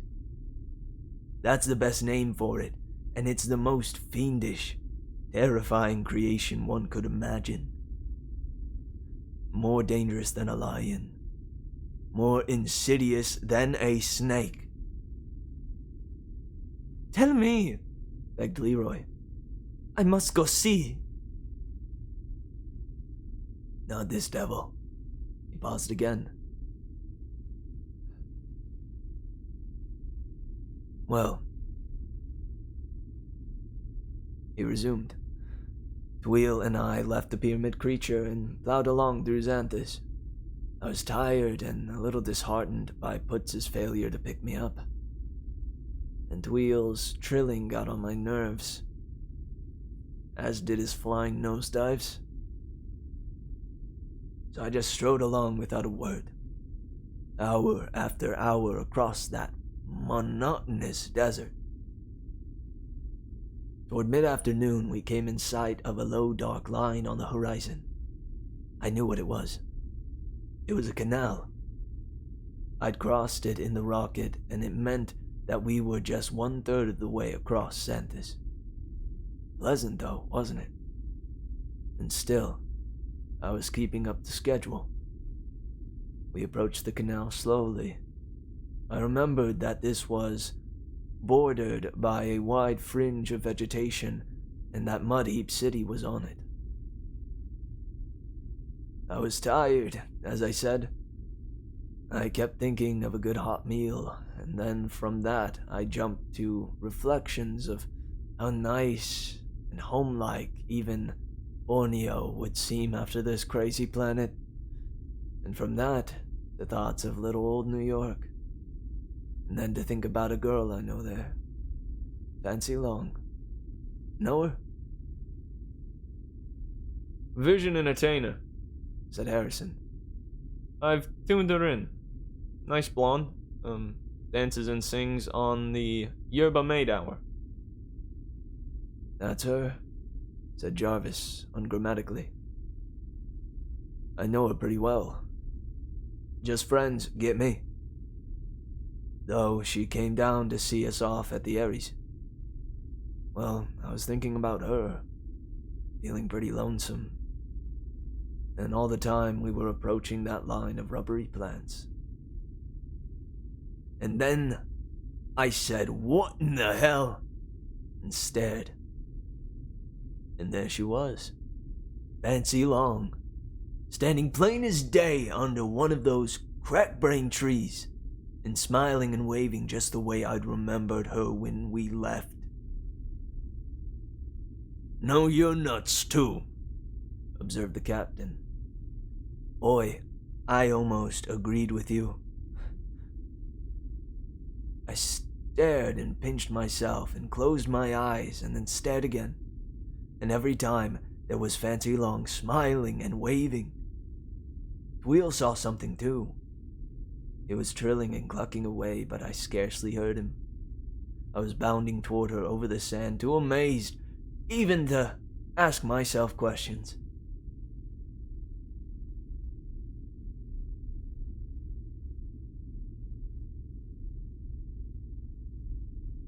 I wasn't 20 feet from her when Tweel caught me with one of his flying leaps. He grabbed my arm, yelling, "No, no, no," in his squeaky voice. I tried to shake him off. He was as light as if he were built of bamboo, but he dug his claws in and yelped. And finally, some sort of sanity returned to me, and I stopped less than 10 feet from her. There she stood, looking as solid as Putz's head. "What?" said the engineer. She smiled and waved and smiled, and I stood there dumb as Leroy, while Tweel squeaked and chattered. I knew it couldn't be real. Yet, there she was. Finally, I said, Fancy Long." She just kept on smiling and waving, but looking as real as if I hadn't left her 37 million miles away. Tweel had his glass pistol out, pointing at her. I grabbed his arm, but he tried to push me away. He pointed at her and said, "No, breathe, no, breathe." And I understood that he meant that the Fancy Long thing wasn't alive. Man, my head was whirling. Still, it gave me the jitters to see him pointing his weapon at her. I don't know why I stood there watching him take careful aim, but I did. Then he squeezed the handle of his weapon. There was a little puff of steam, and Fancy Long was gone. And in her place was one of those writhing, black-roped armed horrors like the one I'd saved Tweel from. The Dream Beast. I stood there dizzy, watching it die, while Tweel trilled and whistled. Finally, he touched my arm, pointing at the twisting thing, and said, "You? 1, 1, 2. He 1, 1, 2, 3, 3. After he'd repeated it 8 or 10 times, I got it. "Do any of you?" "Oui," shrilled Leroy. "Moi, je le comprends. He means you think of something. The beast he know, and you see it. Un Jean, a hungry dog. He would see the big bone with meat, or smell it, not?" "Right," said Jarvis. "The Dream Beast uses its victims' longings and desires to trap its prey. The bird at nesting season would see its mate. The fox, prowling for its own prey, would see a helpless rabbit." "How he do?" queried Leroy. How do I know? How does a snake back on Earth charm a bird into its very jaws? And aren't there deep-sea fish that lure their victims into their mouths? Lord! Jarvis shuddered. Do you see how insidious the monster is? We're warned now, but henceforth we can't trust even our eyes. You might see me, I might see one of you, and back of it may be nothing but another one of those black horrors. How'd your friend know? Asked the captain abruptly. Tweel? I wonder. Perhaps he was thinking of something that couldn't possibly have interested me. When I started to run, he realized that I saw something different, and was warned. Or perhaps the dream beast can only project a single vision, and Tweel saw what I saw, or nothing.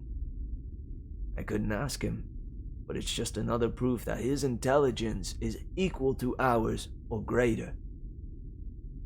He's daffy, I tell you, said Harrison. What makes you think his intellect ranks with the humans? Plenty of things. First, the pyramid beast. He hadn't seen one before, he said as much, yet he recognized it as a dead-alive automaton of silicon. He could have heard of it, objected Harrison. He lives around here, you know. Well, how about the language? I couldn't pick up a single idea of his, and he learned 6 or 7 words of mine. And do you realize what complex ideas he put over with no more than those 6 or 7 words? The pyramid monster, the dream beast. In a single phrase, he told me that one was harmless and the other a deadly hypnotist. What about that? Huh, said the captain. Huh, if you wish. Could you have done it knowing only 6 words of English? Could you go even further, as Tweel did, and tell me that another creature was of a sort of intelligence so different from ours that understanding was impossible? Even more impossible than that between Tweel and me? What was that? Later. The point I'm making is that Tweel and his race are worthy of our friendship. Somewhere on Mars, and you'll find I'm right, is a civilization and culture equal to ours. And maybe more than equal. And communication is possible between them and us. Tweel proves that. It may take years of patient trials, for their minds are alien, but less alien than the next minds we encountered. If they are minds. The next ones? What next ones? The people of the mud cities along the canals. Jarvis frowned, and he resumed his narrative.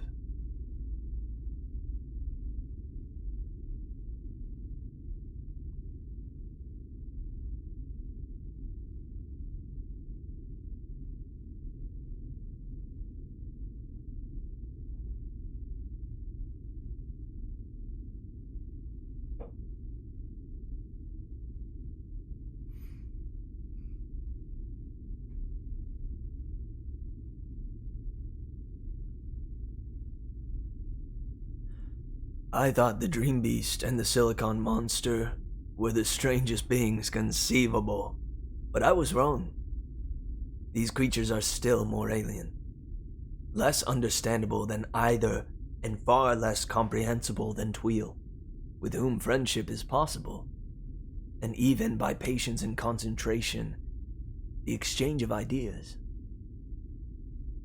Well, he continued. We left the Dream Beast dying, dragging itself back into its hole, and we moved toward the canal. There was a carpet of that queer, walking grass scampering out of our way, and when we reached the bank, there was a yellow trickle of water flowing.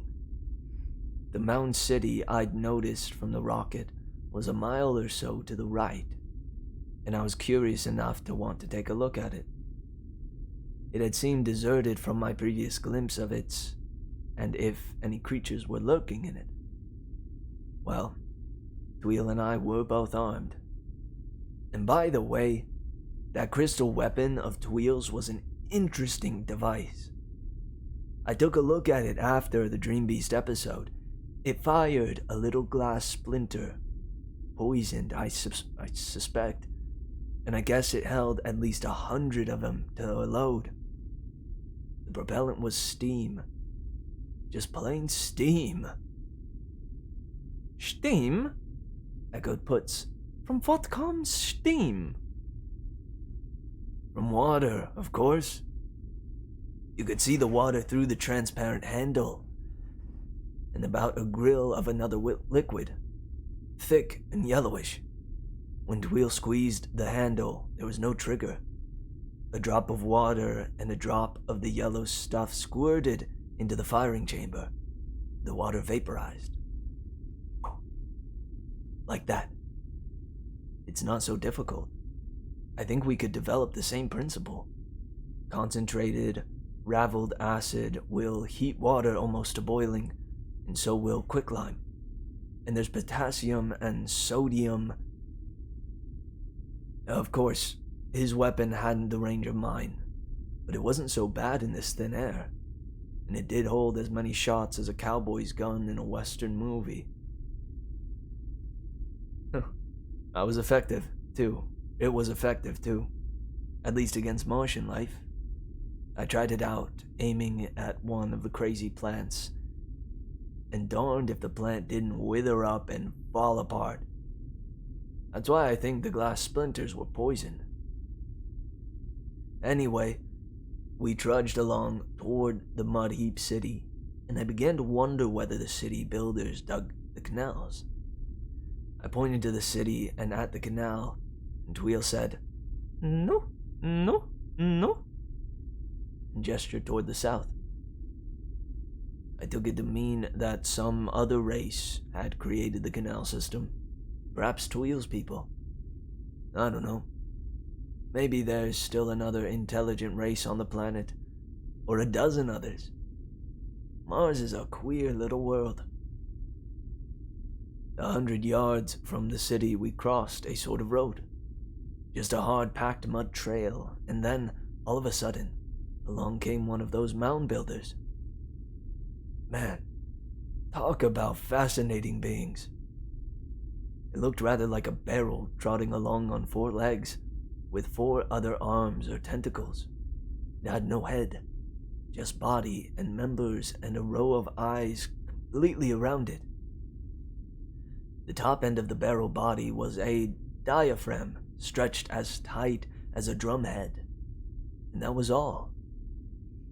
It was pushing a little copery cart and tore right past us like a proverbial bat out of hell. It didn't even notice us, although I thought the eyes on my side shifted a little as it passed. A moment later, another came along, pushing another empty cart. Same thing. It just scooted past us. Well, I was going to be ignored by a bunch of barrels playing train, so when the third one approached, I planted myself in the way. Ready to jump, of course, if the thing didn't stop. But it did. It stopped and set up a sort of drumming from the diaphragm on top. I held out both hands and said, "We are friends." And what do you suppose the thing did? Said, "Pleased to meet you, I'll bet," suggested Harrison. I couldn't have been more surprised if it had. It drummed on its diaphragm and then suddenly boomed out, "We are friends," and gave its pushcart a vicious poke at me. I jumped aside, and away it went while I stared dumbly after it. A minute later, another came hurrying along. This one didn't pause, but simply drummed out, "We are friends," and scurried by. How did it learn the phrase? Were all of the creatures in some sort of communication with each other? Were they all parts of some central organism? I don't know, though I think Tweel does. Anyway, the creatures went sailing past us, everyone greeting us with the same statement. It got to be funny. I never thought to find so many friends on this godforsaken ball. Finally, I made a puzzled gesture to Tweel. I guess he understood, for he said, One, 2, yes, 2, 4, no. Get it? Sure, said Harrison. It's a Martian nursery rhyme. Yeah. Well, I was getting used to Tweel's symbolism, and I figured it out this way. 1, 1, 2, yes. The creatures were intelligent. 2, 2, 4, no. Their intelligence was not of our order, but something different and beyond the logic of 2 and 2 is 4. Maybe I missed his meaning. Perhaps he meant their minds were of low degree, able to figure out the simple things. 1, 1, 2, yes, but not more different things. 2, 2, 4, no. But I think from what we saw later that he meant the other. After a few moments, the creature came rushing back. First one, then another. Their pushcarts were full of stones, sand, chunks of rubbery plants, and such rubbish as that. They droned out their friendly greeting, which didn't really sound so friendly, and dashed on. The third one I assumed to be my first acquaintance, and I decided to have another chat with him. I stepped into his path again and waited. Up he came, booming out his "We are friends," and stopped. I looked at him. 4 or 5 of his eyes looked at me. He tried his password again and gave a shove of his cart, but I stood firm. And then the dashed creature reached out one of his arms, and 2 finger-like nippers tweaked my nose. Ha! Roared Harrison. Maybe the things have a sense of beauty. Laugh, grumbled Jarvis. I'd already had a nasty bump and a mean frostbite on that nose. Anyways, I yelled, "Ouch!" jumped aside and the creature dashed away. But from then on, their greeting was, "We are friends. Ouch!" Queer beasts. Tweel and I followed the road squarely up to the nearest mound. The creatures were coming and going, paying us no attention at all, fetching their loads of rubbish. The road simply divided into an opening and slanted down like an old mine, and in and out darted the barrel people, greeting us with their eternal phrase. I looked in. There was a light somewhere below, and I was curious to see it. It didn't look like a flame or torch, you understand, but more like a civilized light, and I thought that I might get some clue as to the creature's development. So, in I went, and Tweel tagged along. Not without a few trills and twitters, however. The light was curious. It sputtered and flared like an old arc light, but came from a single black rod set in the wall of the corridor. It was electric, beyond doubt.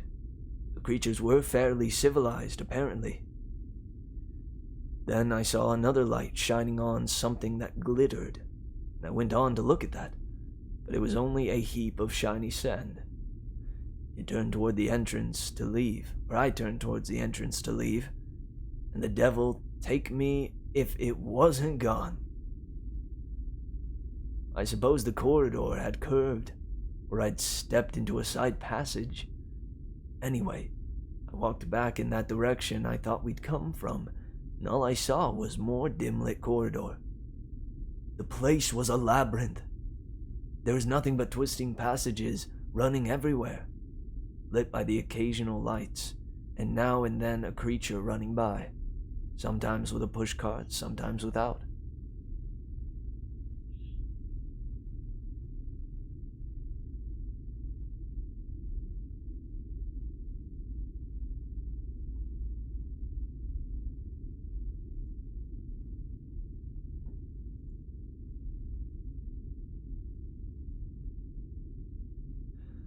Well, I wasn't much worried at first. Dweel and I had only come a few steps from the entrance, but every move we made after that seemed to get us in deeper. Finally, I tried following one of the creatures with an empty cart, thinking that he was going out for his rubbish, but he ran around aimlessly, into one passage and out another. When he started dashing around a pillar like one of these Japanese waltzing mice, I gave up, dumped my water tank on the floor, and sat down. Wheel was as lost as I. Pointed up and he said, "No, no, no," in a sort of helpless trill. And we couldn't get any help from the natives. They paid no attention at all, except to assure us that they were friends. Ouch. Lord. I don't know how many hours or days we wandered around there. I slept twice, from sheer exhaustion. Dweel never seemed to need sleep. We tried following only the upward corridors, but they'd run uphill a ways and then curve downwards. The temperature in that damned anthill was constant. You couldn't tell night from day. After my first sleep, I didn't know whether I'd slept 1 hour or 13. So I couldn't tell from my watch whether it was midnight or noon. We saw plenty of strange things. There was a machine running in some of the corridors, but they didn't seem to be doing anything. Just wheels, turning. And several times I saw 2 barrow beasts with a little one growing between them, joined to both. "Parthenogenesis," exulted Leroy. "Parthenogenesis by budding like the ravel." "If you say so, Frenchie," agreed Jarvis. "The things never noticed us at all, except, as I say, to greet us with, 'We are friends. Ouch.' They seemed to have no more home life of any sort, but just scurried around with their pushcarts, bringing in rubbish. And finally I discovered what they did with it. We'd had a little luck with a corridor, one that slanted upwards for a great distance. I was feeling that we ought to be close to the surface, when suddenly the passage debauched into a domed chamber. The only one we'd seen. And man, I felt like dancing when I saw what looked like daylight through a crevice in the roof.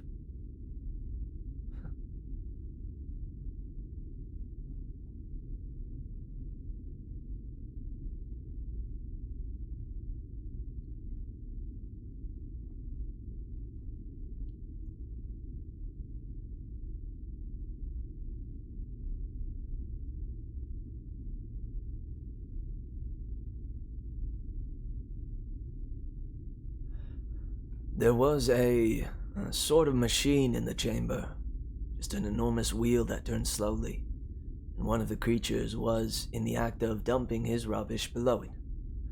The wheel ground it with a crunch. Sand, stones, plants, all into powder that sifted away somewhere. While we watched, others filed in, repeating the process, and that seemed to be all. No rhyme nor reason to the whole thing.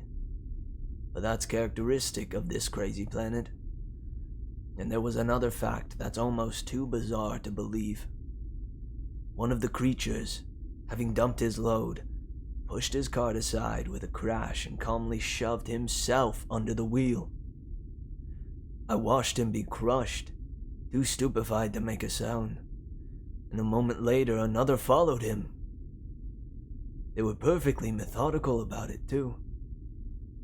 One of the cartless creatures took the abandoned pushcart. Tweel didn't seem surprised. I pointed out the next suicide to him, and he just gave the most human-like shrug imaginable. As much as to say, what can I do about it? He must have known more or less about the creatures. Then I saw something else. There was something beyond the wheel, something shining on a sort of low pedestal. I walked over. There was a little crystal about the size of an egg, fluorescing to beat Tophet. Fluorescing to beat Tophet. The light from it stung my hands and face, almost like a static discharge, and then I noticed another funny thing. Remember that wart I had on my left thumb? Look! Jarvis extended his hand. It dried up and fell off just like that. My abused nose. Say, the pain went out of it like magic. The thing had the property of hard X-rays or gamma radiations, only more so. It destroyed diseased tissue and left healthy tissue unharmed. I was thinking what a present that'd be to take back to Mother Earth when a lot of racket interrupted. We dashed back to the other side of the wheel in time to see one of the push carts ground up. Some suicide had been careless, it seems. Then suddenly the creatures were booming and drumming all around us, and their noise was decidedly menacing. A crowd of them advanced towards us. We backed out of what I thought was the passage we'd entered by, and they came rumbling after us. Some pushing carts and some not. Crazy brutes. There was a whole chorus of, "We are friends. Ouch." I didn't like the ouch. It was rather suggestive. Tweel had his glass gun out, and I dumped my water tank for greater freedom and got mine.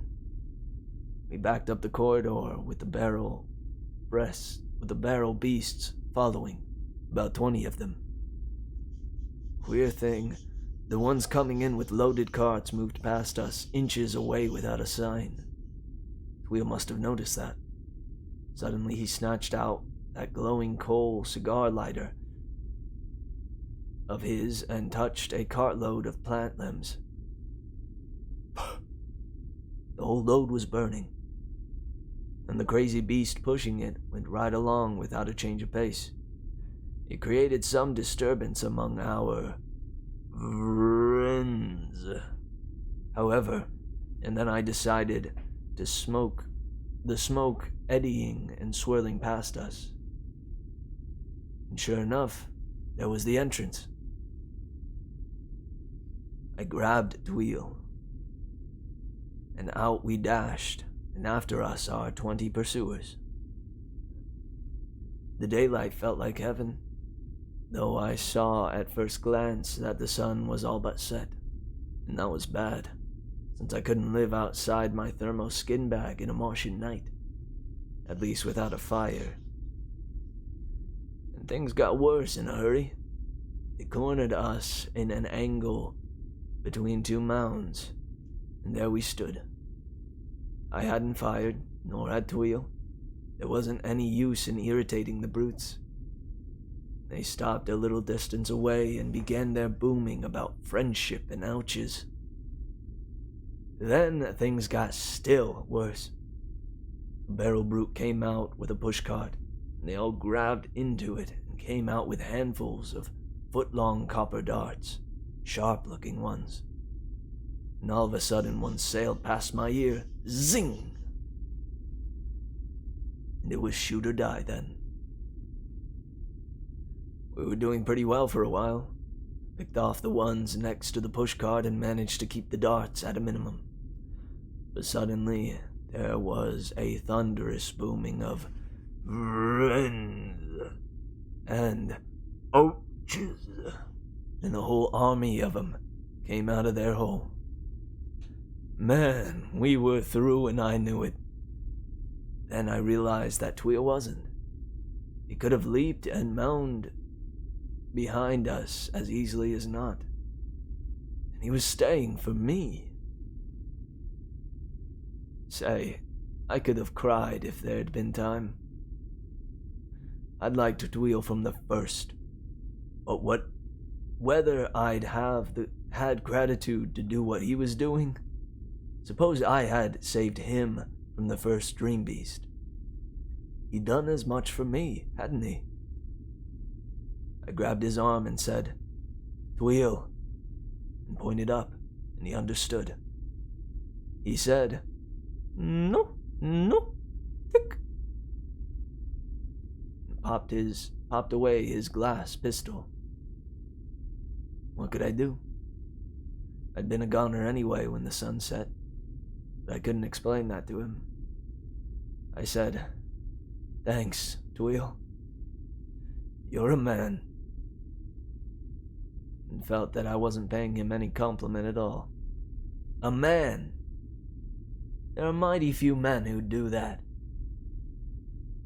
So I went bang with my gun, and Tweel went with his.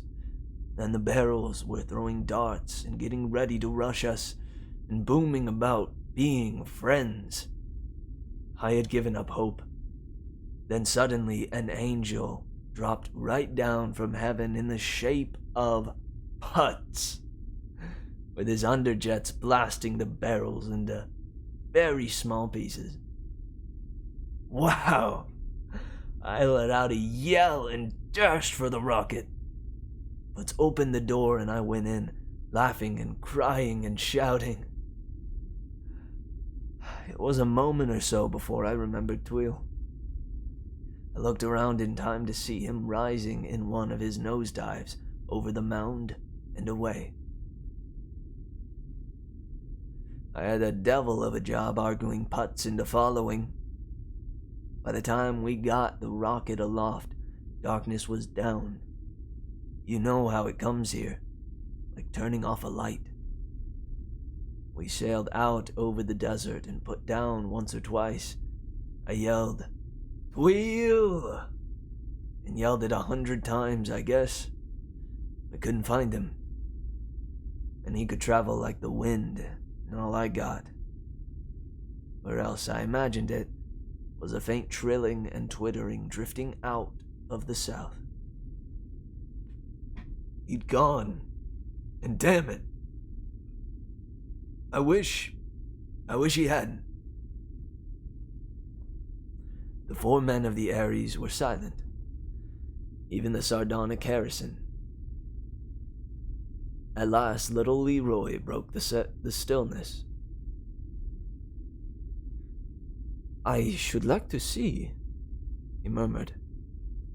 "Yeah," said Harrison. "And the wart cure. Too bad you missed that. It might be the cure to cancer they've been hunting for a century and a half." "Oh, that," muttered Jarvis gloomily.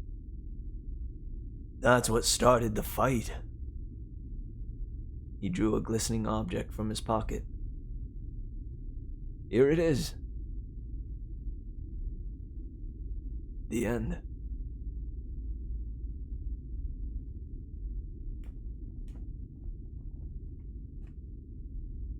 Let's go.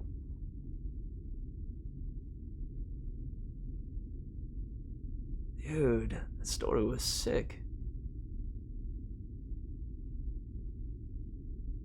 That reminds me of our forget what was it called?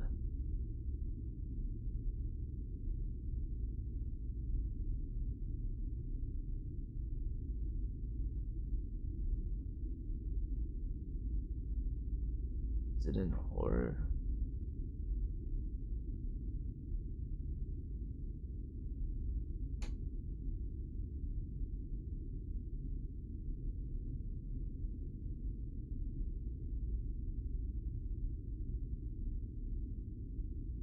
I think it was called A Walk in the Dark. I guess I didn't save it on the world. Hang on. I need to go find that. It reminds me of the story A Walk in the Dark. Here it is, I think. Yeah, here it is. I do have it saved. Oh, it's just in short stories itself. Plop it into Sci Fi. Alright, cool beans. Yeah, it reminds me of A Walk in the Dark by Arthur C. Clarke. Where, you know, there's a guy recounting to his crew a story of like a, you know, an event that he went through. But this one was fascinating.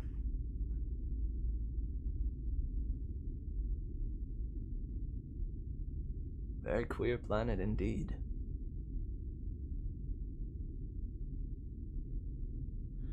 Dude, if only Mars was like that.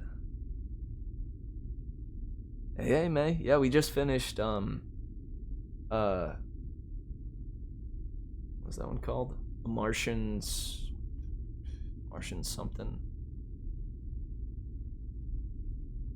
A Martian Odyssey. By Stanley G. Weinbaum. It was a good one. It was the retelling of Jarvis, the chemist of the acclaimed Ares crew, who were the first to land on Mars.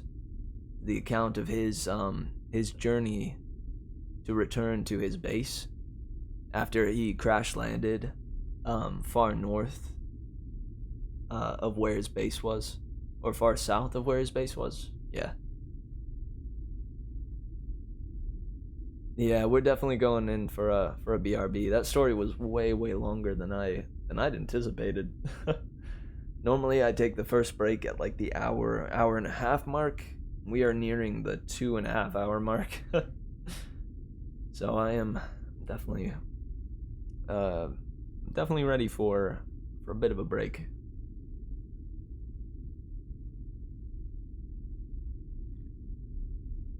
But I'm glad to see you're back. What'd you wind up going and doing? Also, don't worry about it, Sammy. I'm curious to hear like what anime you were talking about.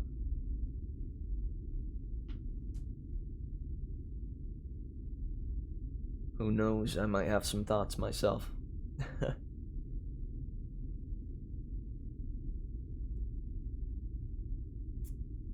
think Jarvis is a good name. Also, I freaking loved like French Leroy and German Putz. Just thought that was cool. Like the wisecracking Harrison. It was a good crew that was put together there. I think it was broken up pretty well as to like when the others would chime in. And I think it flowed nicely too. You know, truly as if this was Jarvis recounting the tale as he remembered it. I thought it was sweet.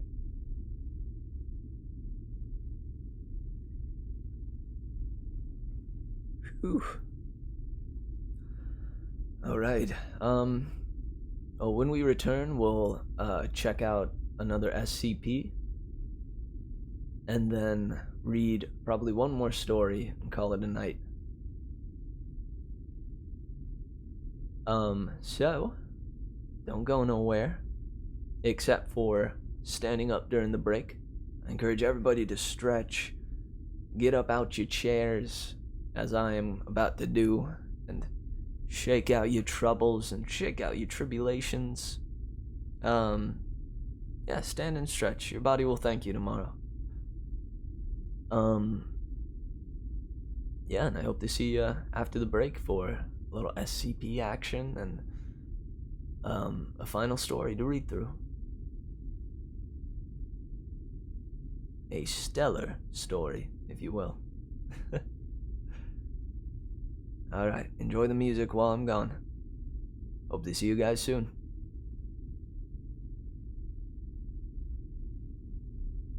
Let's see, it's about 5 past the hour where I'm at, so we will return by 15 past the hour. Cool beans. See you in a bit.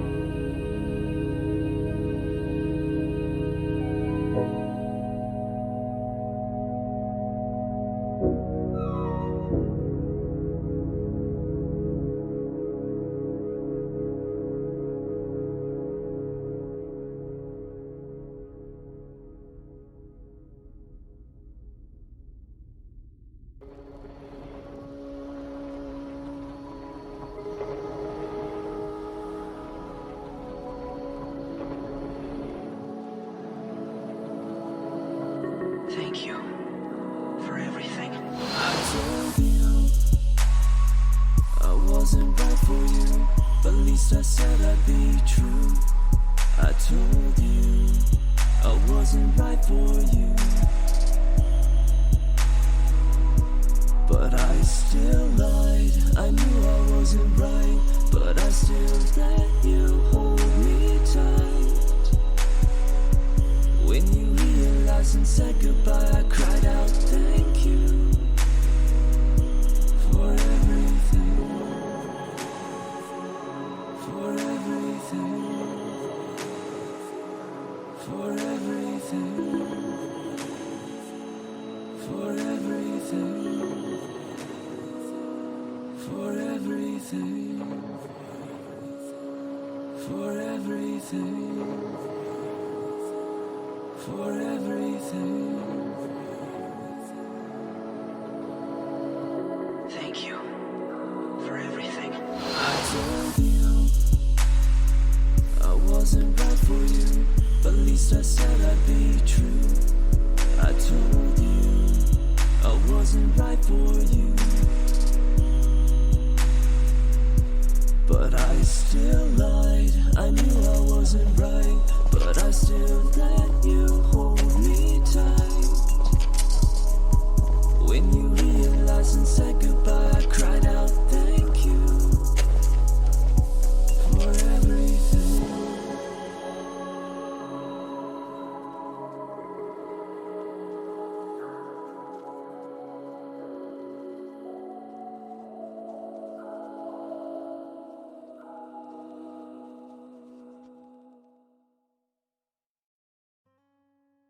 Would you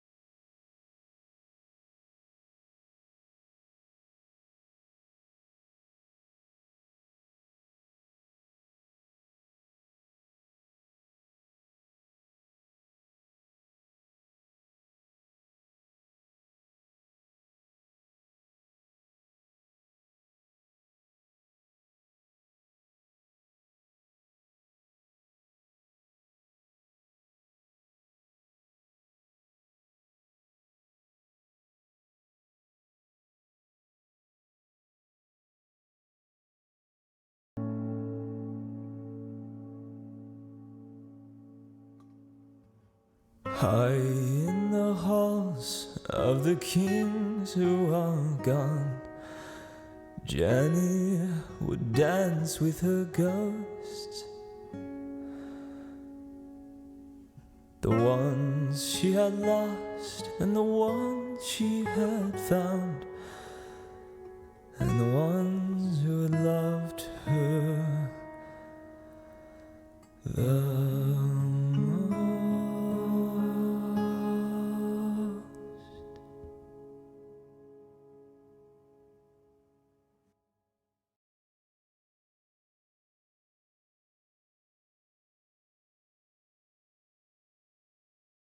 Lately when we talk, we get confused, so I choose to stay quiet for fear of hurting you.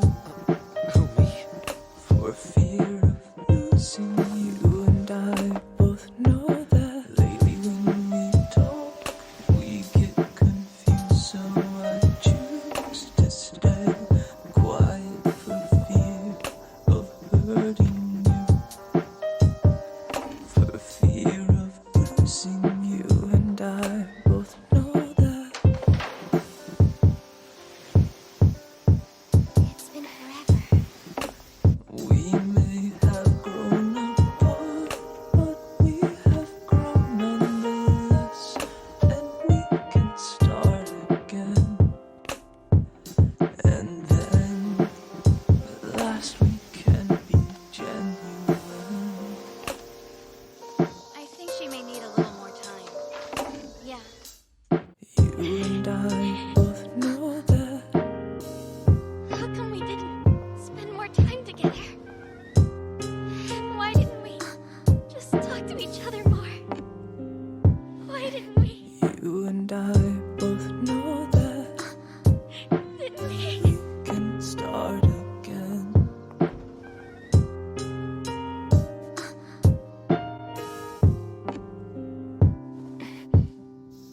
Lately when we talk, we get confused, so I choose to stay quiet for fear of hurting you.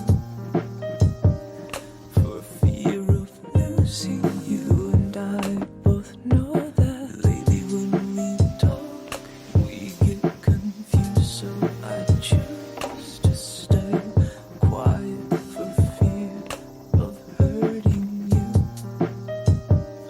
For fear of losing you, and I both know that.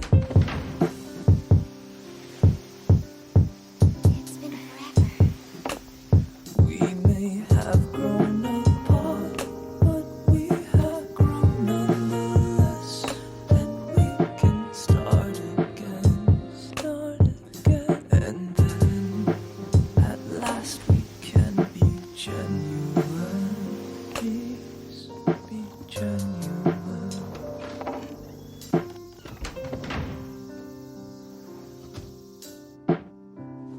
You and I both know that.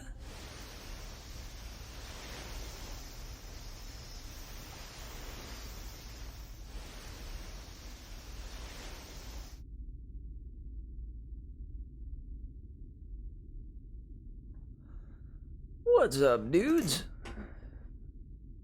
How's everybody doing? I pray we had a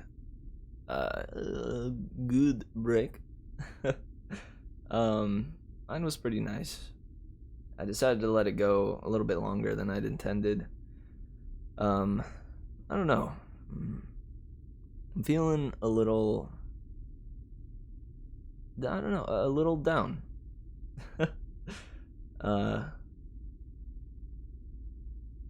It's and I think it really is due in part to simply I feel as though the viewership on the weekends here dropping this weekend. I don't know, it seemed to have spiked like a week or so ago, and I don't know, I'm bumming that people have either lost interest or are missing, tonight. I'm still freaking hyped that I get to read new literature, and then I get to share it with those of you that are here. But I don't know. I just want to be honest about what I'm feeling. Because I feel as though the people here, right, the people listening in, that's where a lot of my drive can come from. What spurs me to perform better.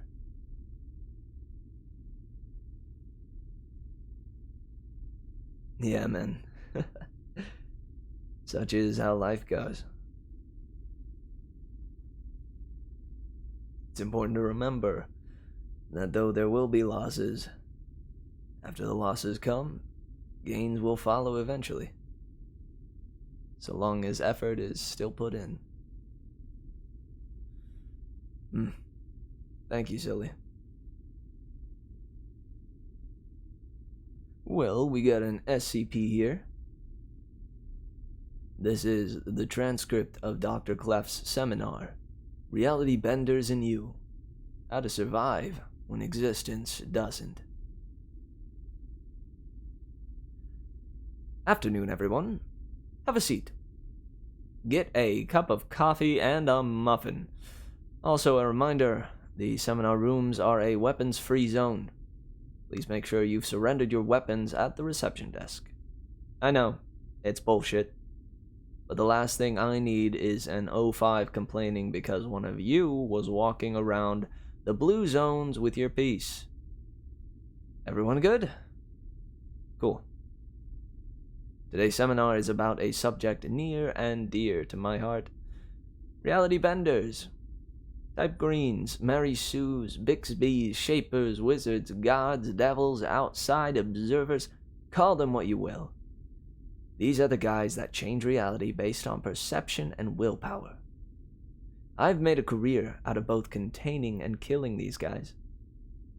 You're here to get certified to do the same thing. Want to know my secret?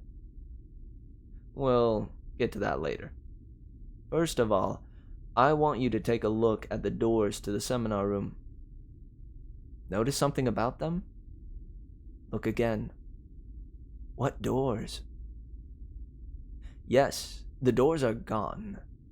Take a closer look if you want. Touch them. They're not there. The doors have literally disappeared. But that's okay, right? You can still get out of the windows if you want. Except there's one small problem. There aren't any windows in this room either, are there? All the windows are gone. There's nothing but 4 blank walls, a ceiling, and a floor. No way out. But how did you get in? Starting to freak out a bit? Don't worry. Just take a deep breath. You're going to be all right. Just a bit of a change to the way the room's set up. It's not like anything worse is happening. I mean, it could be worse, right? At least you're safe in here. It's not like the desks are coming alive to kill you now, is it? Oh, wait. Yes, they are. The fucking desks are going to kill you. What are you gonna do? How are you gonna survive? The goddamn room is alive and going to eat you. Watch for those fucking desks. They've got teeth. Get the fuck away from there now. You want live? You want to live? You're gonna have to fight. Don't try to deny it, you motherfuckers. This is real. This is happening. This is a reality bend, and you're going to die unless you can fight it now. Oh, I see. A real tough guy, huh? What the fuck are you gonna do with a 9mm? That gun really gonna do anything against a reality bender? I can turn your goddamn bullets into sand. I can turn your eyes into jello. I can turn your gun into a fucking bagel. Now put that damn gun down and lie the fuck down on the ground, you fuck nugget. I am a living god, and you are nothing but a fucking insect. What do I want? What do I want? What the shit do I need from a fucking turd like you? I don't want anything that you can give me except to be my plaything. And that's all you fuckers are gonna be. You're gonna be nothing but toys in front of this God King for all eternity. There is no escape, no respite. You will live when I say live. You will die only if I allow it. There is nothing left but my imagination. And you are all figments of it.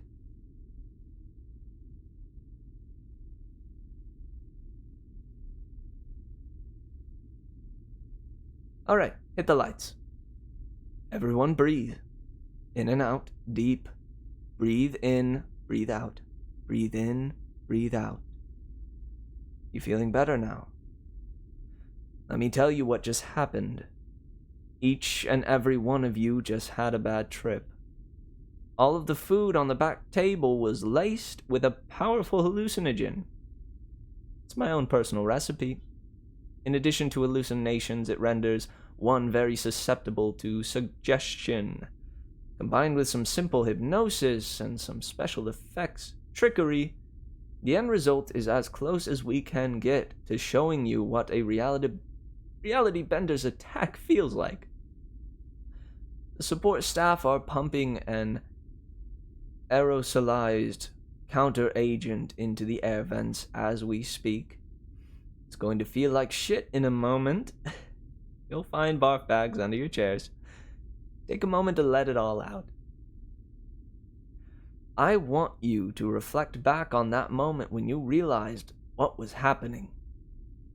Do you remember that feeling of helplessness?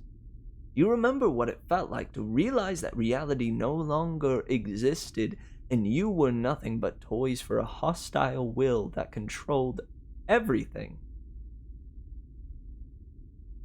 Remember that. And hold on to it the first time you're about to go up against a reality bender. If you ever think that maybe you can contain them, or maybe they can be reasoned with, remember what it felt like when you were tripping balls and nothing was real. Then kill that motherfucker before he knows you're even there. You're all certified now. Class dismissed.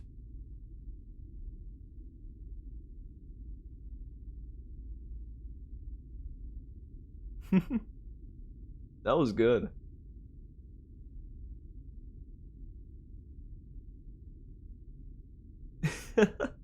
God. That was a fun one. I see why that one was suggested. Reality benders and you. How to survive when existence doesn't. Yeah, it was small. Sorry if it was a bit intense. I hope my mic didn't clip or nothing.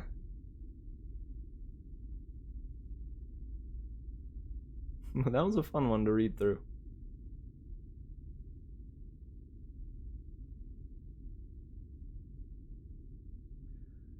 So, with that, we move on to the last story of the night. My question is, do we want some more Clark Ashton Smith? Some more Ray Bradbury? Or some more Stanley G. Weinbaum?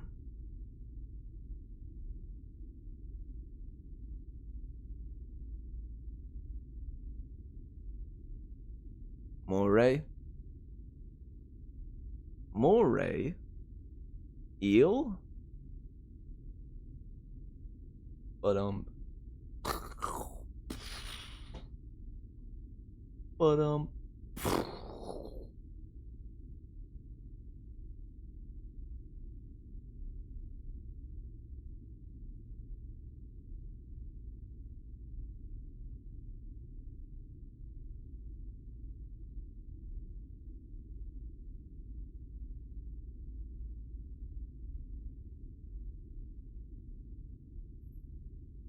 word.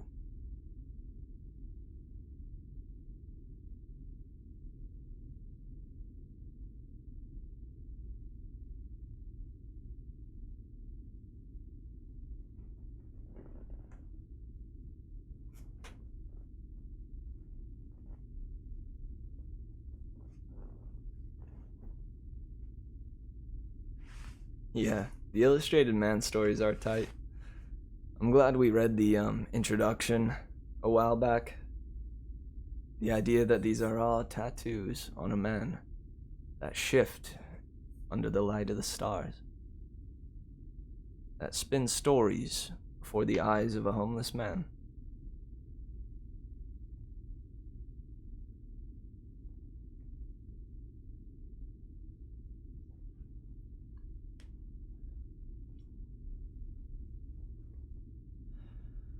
This is The Man by Ray Bradbury. Captain Hart stood in the door of the rocket. "Why don't they come?" he said. "Who knows?" said Martin, his lieutenant. "Do I know, Captain?"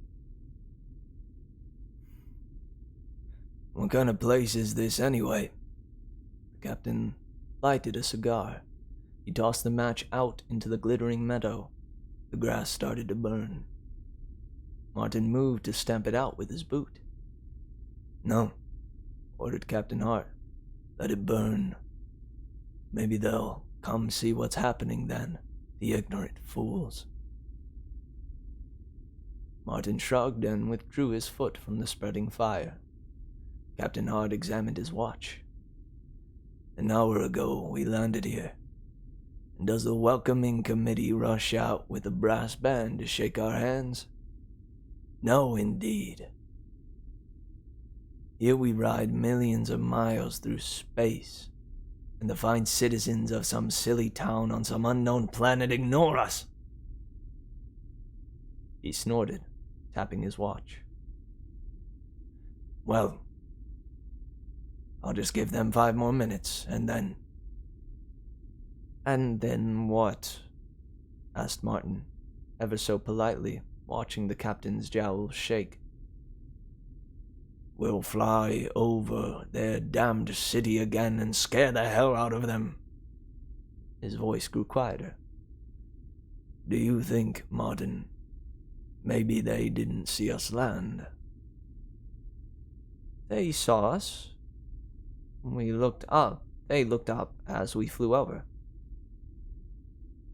"Then why aren't they running across the field? Are they hiding? Are they yellow?" Martin shook his head. "No. Take these binoculars, sir.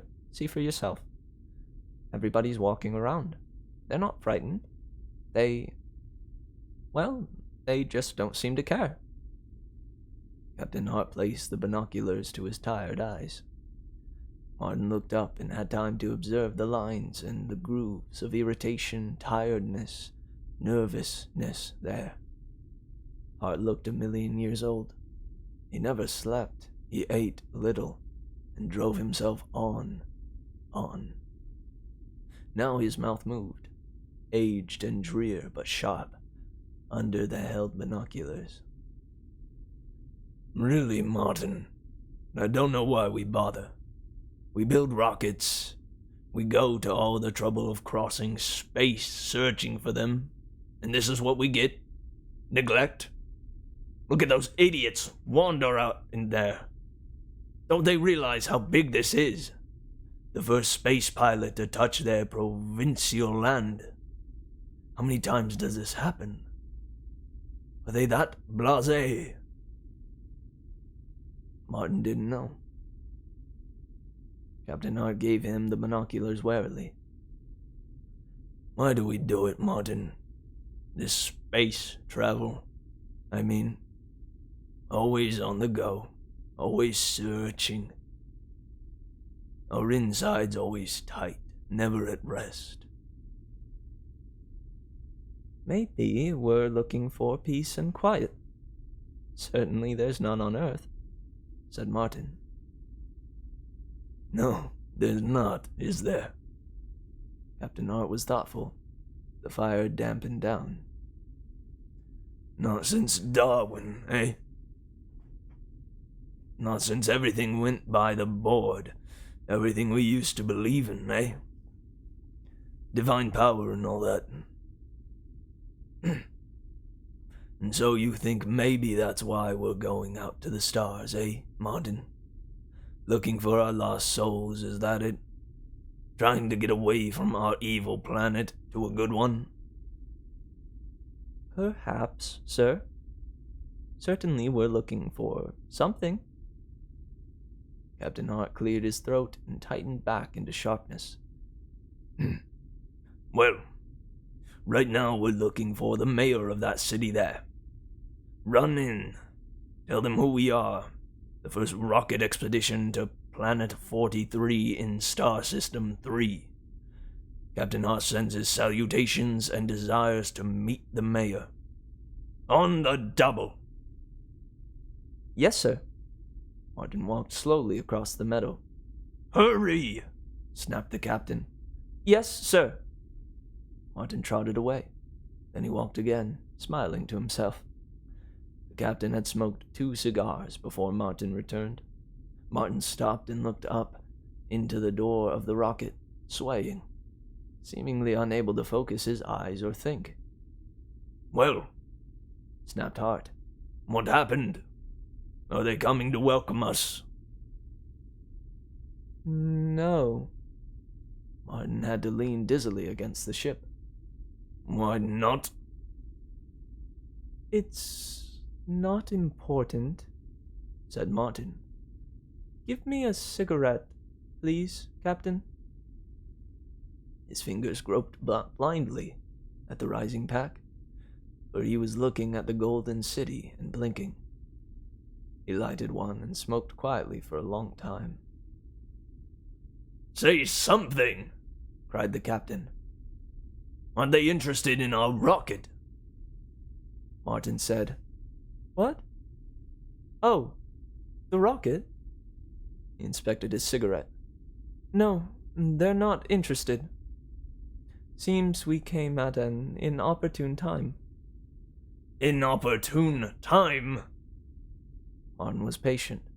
Captain, listen.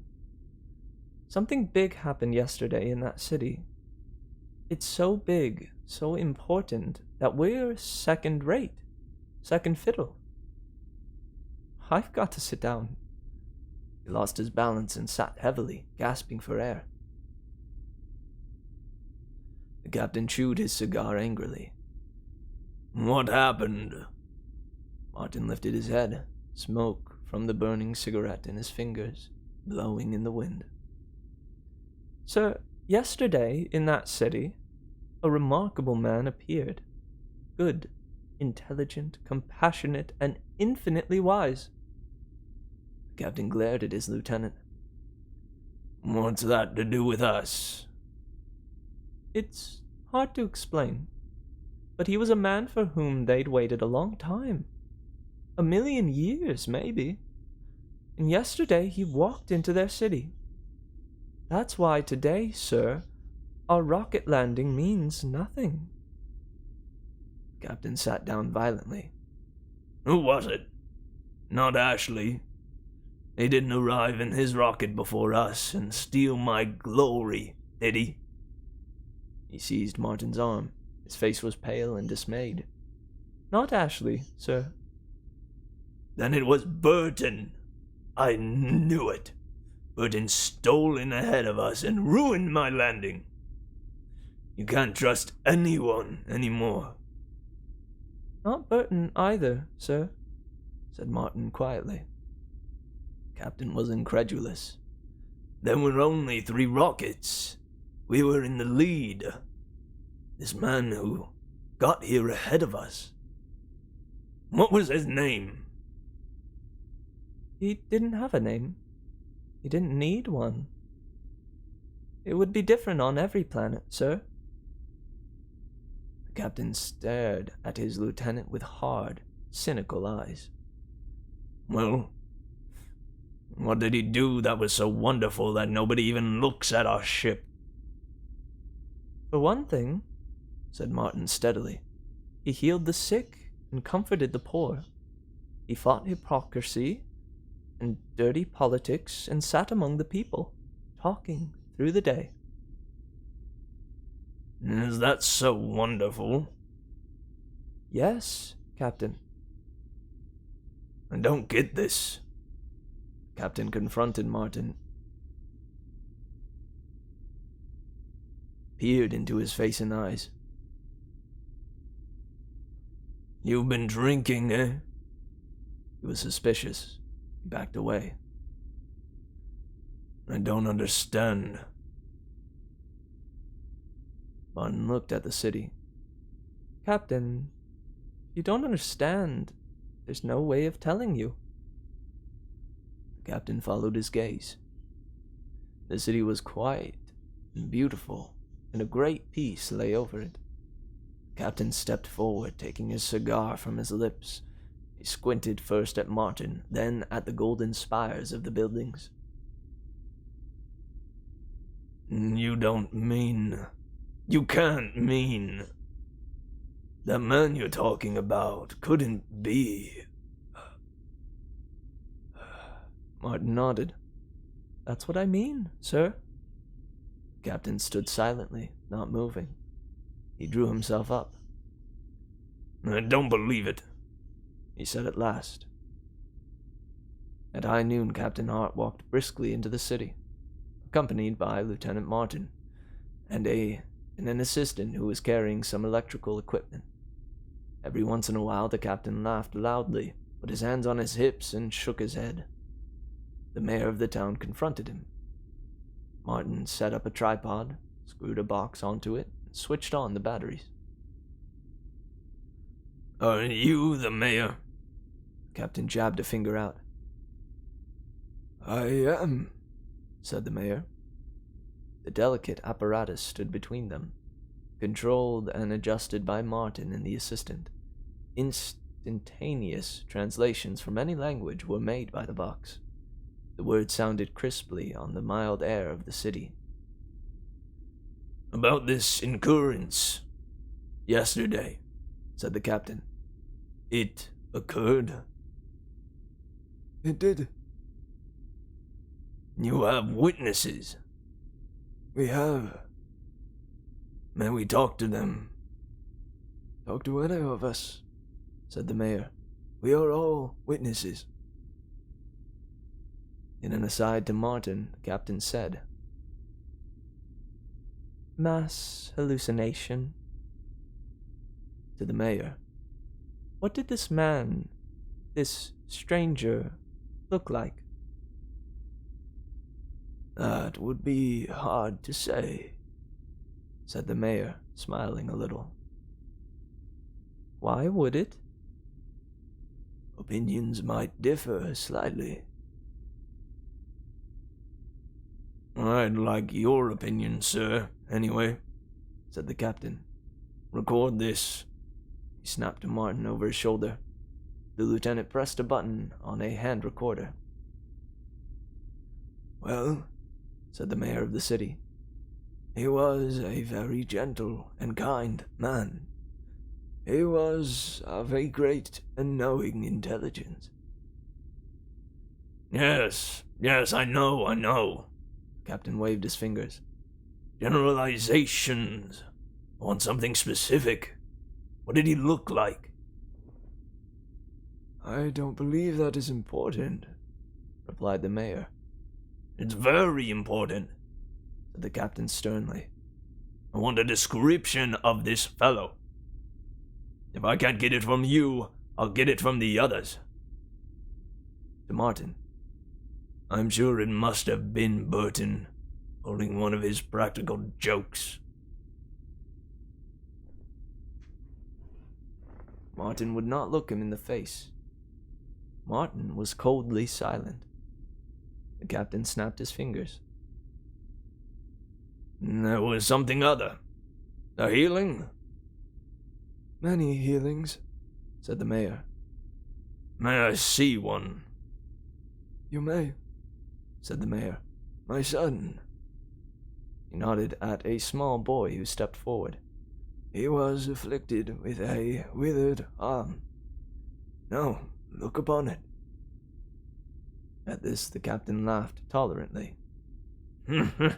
Yes. This isn't even circumstantial evidence, you know. I didn't see the boy's withered arm.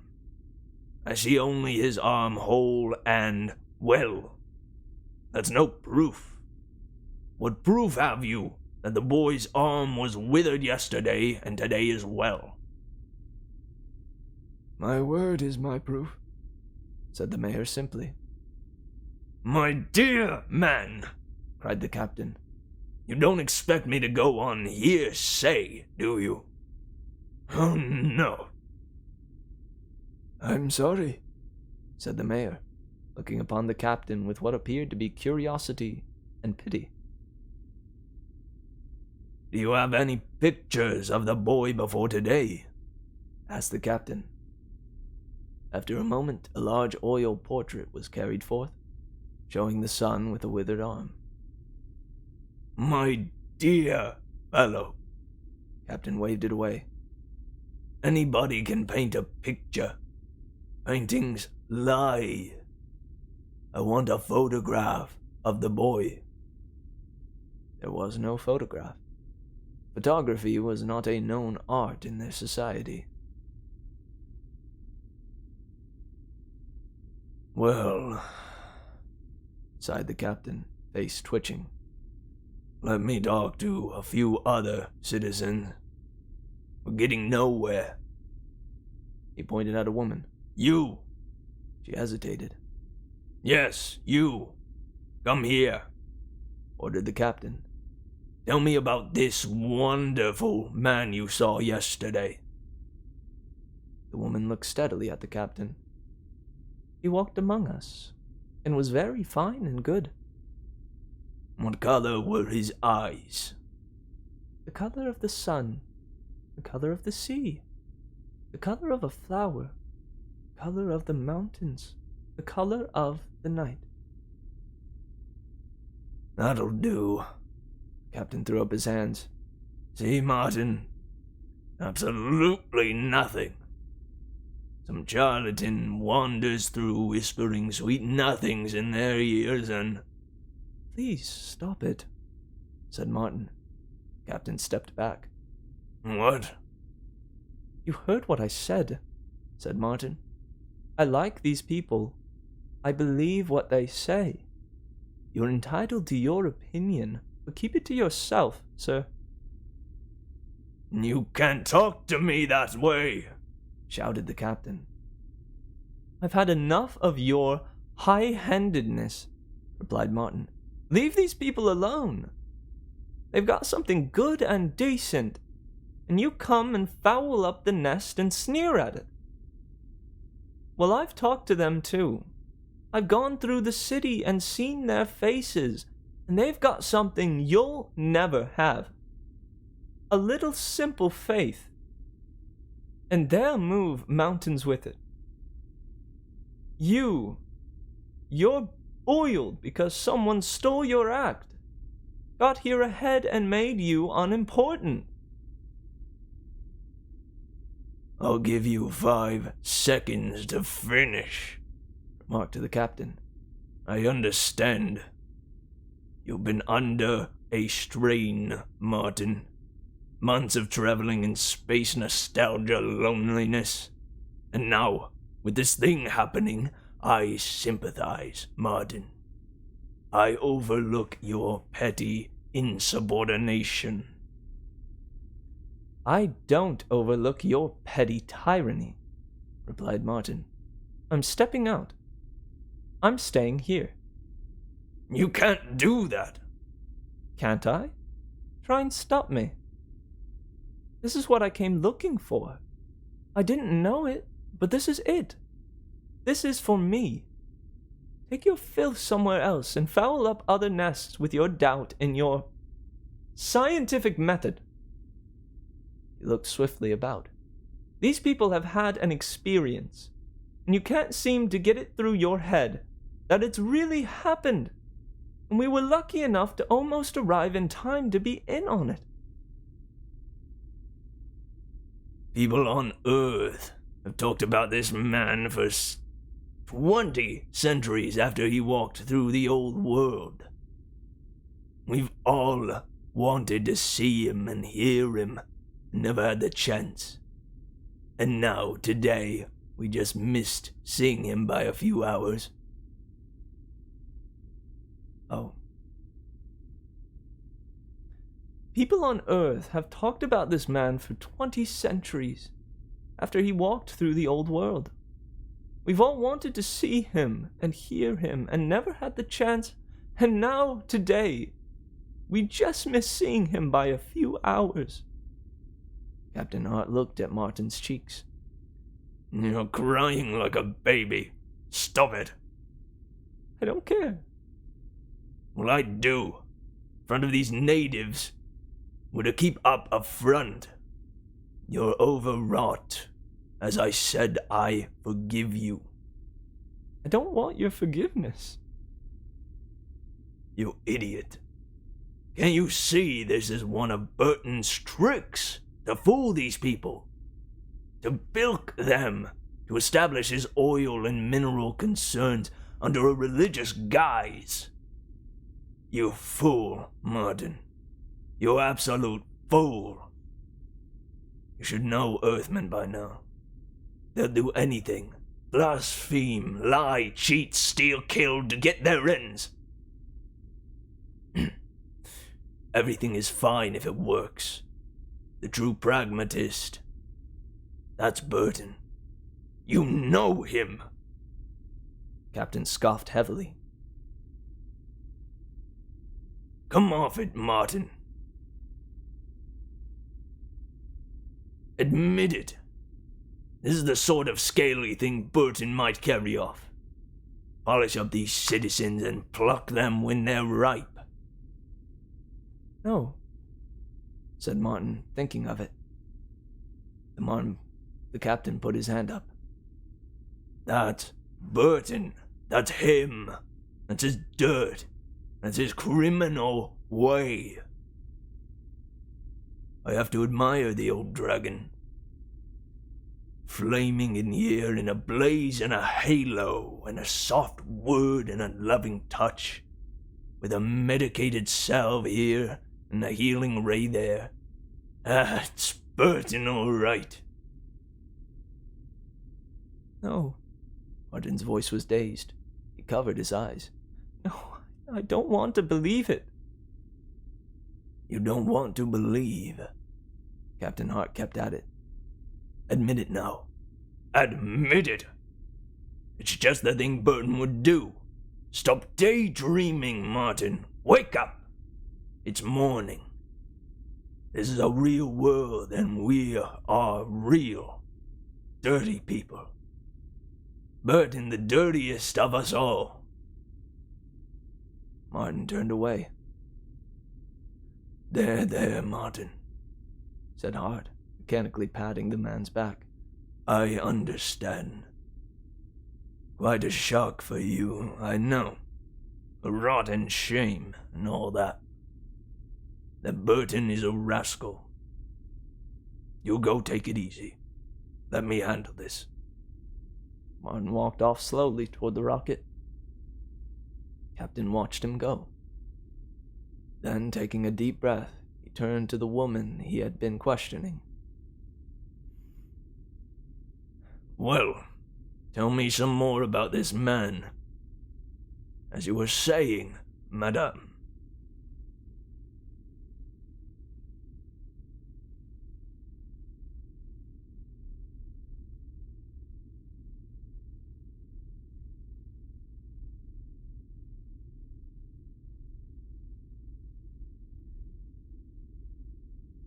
Later, the officers of the rocket ship ate supper on card tables outside.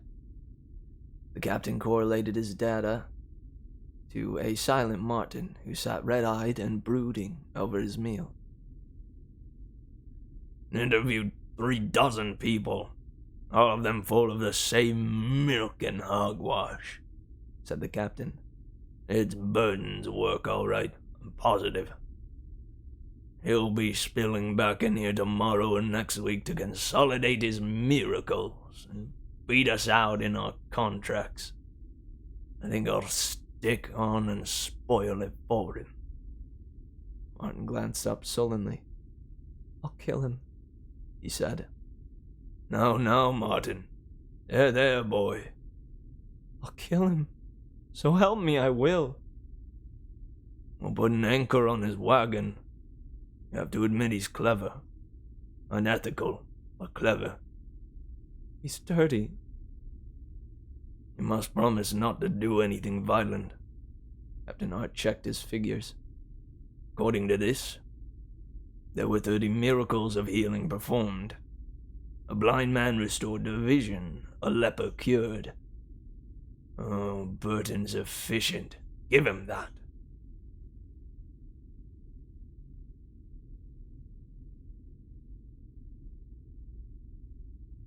A gong sounded. A moment later, a man ran up. Captain, sir, a report. Burton's ship is coming down. Also the Ashley ship, sir. See! Captain Hart beat the table. Here come the jackals to the harvest. They can't wait to feed. Wait till I confront them. I'll make them cut me in on this feast. I will! Martin looked sick. He stared at the captain. Business, my dear boy, business, said the captain. Everybody looked up. 2 rockets swung down out of the sky. When the rockets landed, they almost crashed. What's wrong with those fools? Cried the captain, jumping up. The men ran across the meadowlands to the steaming ships. The captain arrived. The airlock door popped open on Burton's ship. A man fell out into their arms. What's wrong? Cried Captain Hart. The man lay on the ground. They bent over him, and he was burned, badly burned. His body was covered with wounds and scars and tissue that was inflamed and smoking. He looked up out of puffed eyes, and his thick tongue moved in his split lips. What happened? Demanded the captain, kneeling down, shaking the man's arm. Sir, whispered the dying man. 48 hours ago, back in Space Sector 29 DFS, of Planet 1, in the system our ship, an Ashley ship, ran into a cosmic storm, sir. Liquid ran gray from the man's nostrils. Blood trickled from his mouth. Wiped out. All crew. Burton dead. Ashley died an hour ago. Only 3 survived. Listen to me, shouted Hart, bending over the bleeding man. You didn't come to this planet before this very hour? Silence. Answer me, cried Hart. The dying man said, No. Storm. Burton dead 2 days ago. Its first landing on any world in 6 months. Are you sure? Are you sure? Shouted Hart, shaking violently, gripping the man in his hands. Are you sure? Sure, mouthed the dying man. Burton died 2 days ago. You're positive? Yes, whispered the man. His head fell forward. The man was dead. The captain knelt beside the silent body. The captain's face twitched, the muscles jerking involuntarily. The other members of the crew stood back of him, looking down. Martin waited. The captain asked to be helped to his feet finally, and this was done. They stood looking at the city. That means, said Martin. We're the only ones who've been here, whispered Captain Hart. And that man. What about that man, Captain? Asked Martin. The Captain's face twitched senselessly. He looked very old indeed, and gray. His eyes were glazed. He moved forward in the dry grass. Come along, Martin. Come along. Hold me up, for my sake, hold me. I'm afraid I'll fall. And hurry, we can't waste time. They moved, stumbling toward the city, in the long dry grass, in the blowing wind. Several hours later, they were sitting in the mayor's auditorium. 1,000 people had come and talked and gone. The captain had remained seated, his face haggard, listening. Listening. There was so much light in the faces of those who came and testified and talked, he could not bear to see them. And all the while his hands traveled on his knees together, on his belt, jerking and quivering. When it was over, Captain Hart turned to the mayor, and with strange eyes said, "But you must know where he went." "He didn't say where he was going," replied the mayor. "To one of the other nearby worlds?" demanded the captain. "I don't know." "You must know." "Did you see him?" asked the mayor, indicating the crowd. The captain looked. "No." "And he is probably gone," said the mayor. "Probably. Probably," cried the captain weakly. "I've made a horrible mistake. I want to see him now. Why, it just came to me. This is a most unusual thing in history. To be in on something like this. Why, the chances are 1 in billions we'd arrive at one certain planet among millions of planets the day after he came. And you must know where he's gone." "Each finds him in his own way," replied the mayor gently.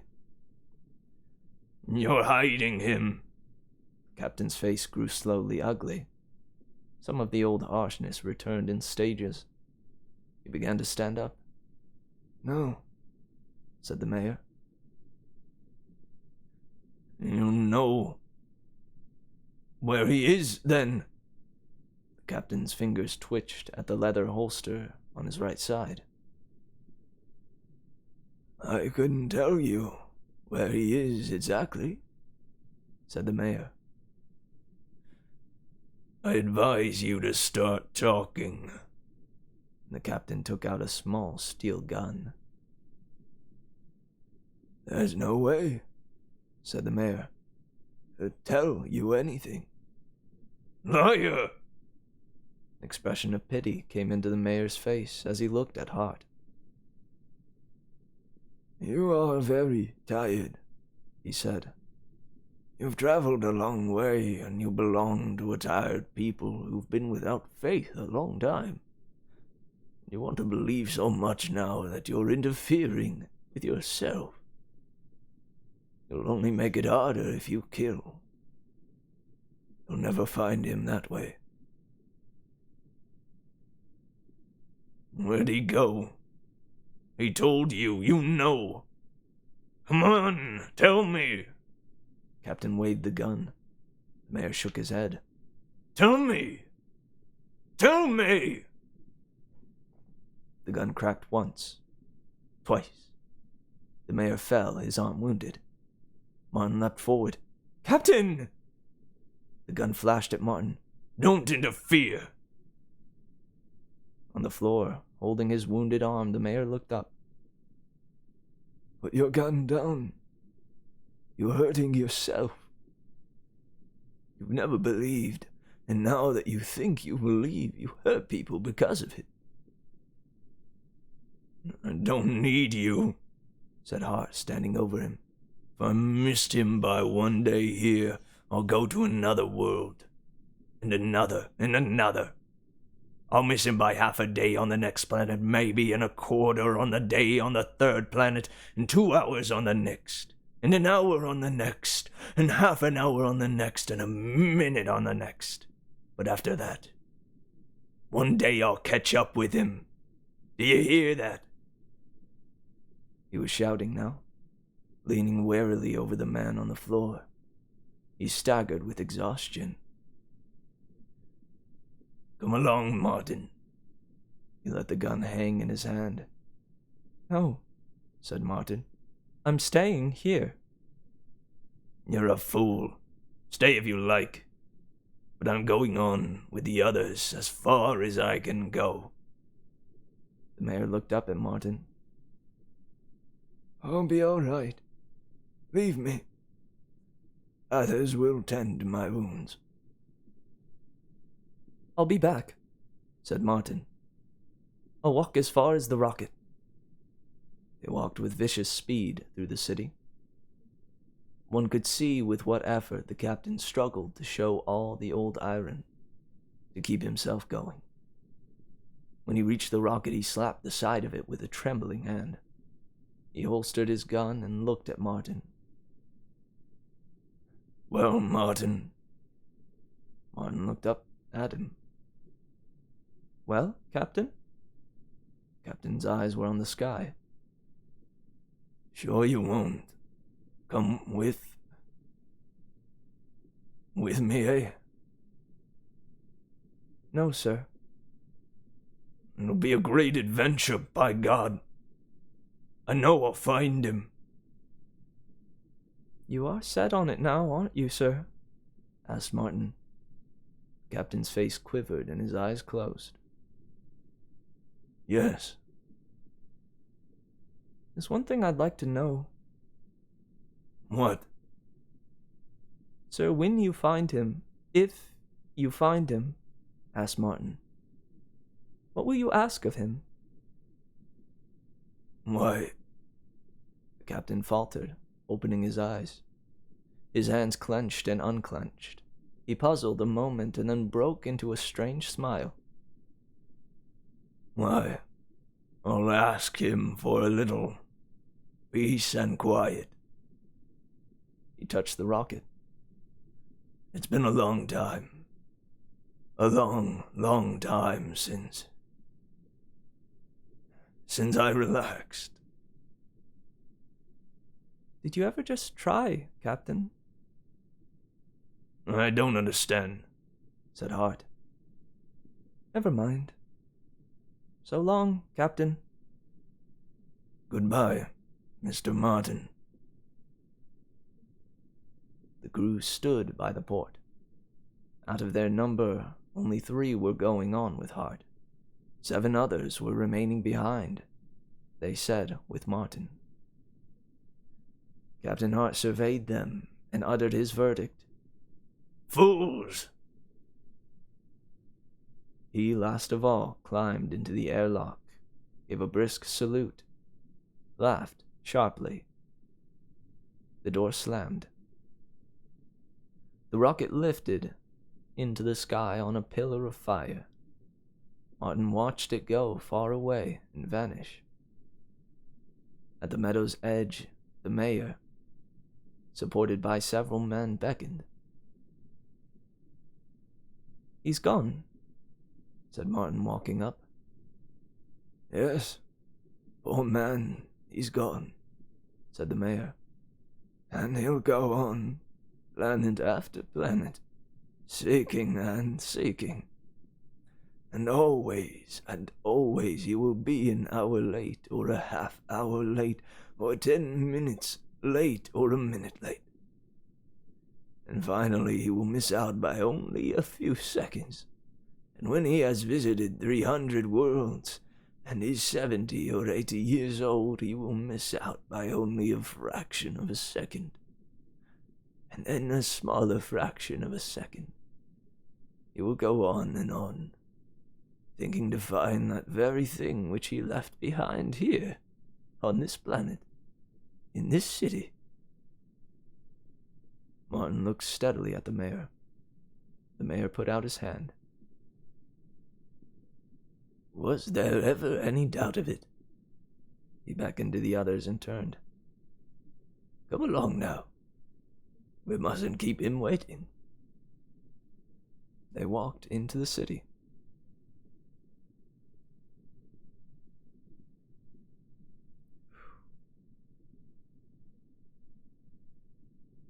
Aww. Shoot, dude. It's wild, because this story not only has to do with, you know, like, faith in a religious sense, but it has to do with faith in general, you know? Because like, I understand that it takes faith to, I don't know, to trust sometimes, right? It takes faith to believe in oneself, to believe in someone else. Heck. And I don't know, me growing up in a religious household, I don't know, makes me wonder. Welcome, Coleman. I'm glad to see you here, dude. I missed you throughout most of it. But I'm glad you're here, nonetheless. You missed out on some good SCPs. And I'd say the first story was pretty good. The second I think I liked even better than the first, but I'm glad we're ending on my favorite of the bunch tonight. This next one has rain in the title. That's promising. If it follows the trend of being as good as another certain story by Ray Bradbury with rain in the title, thinking it'll be a good one. And this is the one we will start next Sunday with. Yes, rain. But these ones are not soft. Heck, dude, even, look. It was a hard rain. Ray, come on, man.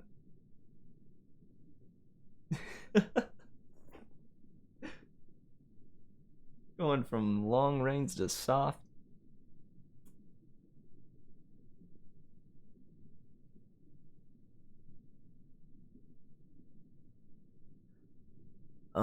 My favorite of the night was either the transcript of Dr. Clef's seminar, or the man, when we just read.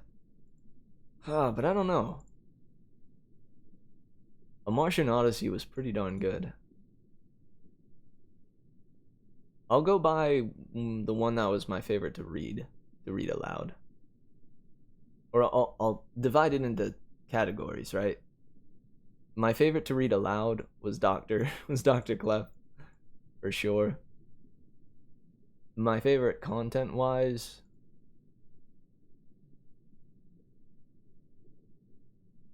as to like how it was written, I think I gotta give it to Ray. I don't know, The Martian Odyssey I felt was really well said. And it had some, I don't know, I've been surprised at,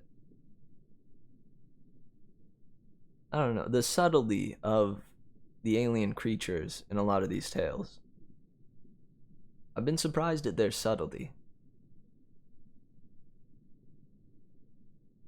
There's still like a sense of marveling at what the creatures are, but it doesn't go overboard with it, you know? And it does well at avoiding stereotypes. At least I know in A Martian Odyssey it did.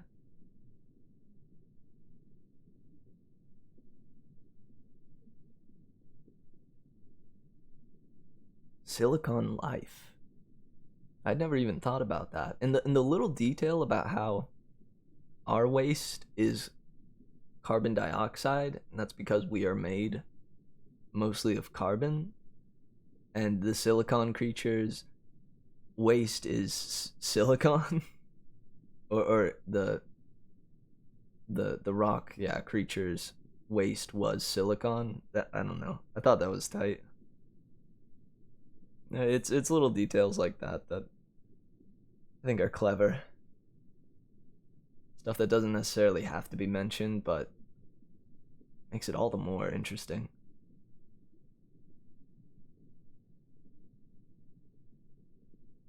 Yeah, dude. Little 12. What was his name again? And the names in this one too: Xanthus, Mercimarium, Mercronium. Some of those names just roll off the tongue like that. Frickin' puts. Trying to find the little alien dude's name. I think it was something like Twel, right? Tweel. There it is.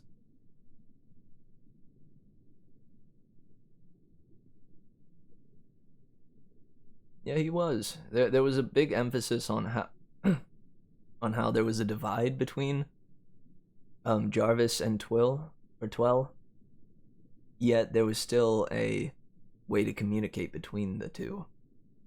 And Jarvis believed Twel to almost be on a higher level of intelligence than himself, because whereas he was unable to understand the words that Twel was saying, Twel managed to learn 6 of Jarvis's words and use those words to convey like complex ideas using very simple words in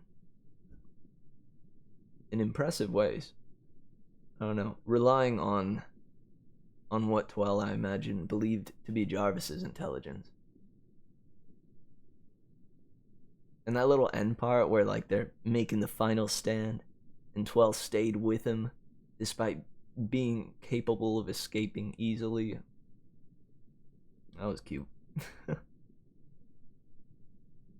So it was bizarre with like those earthen monsters, like the earth aliens made of rock, how they just like threw themselves into the machine casually.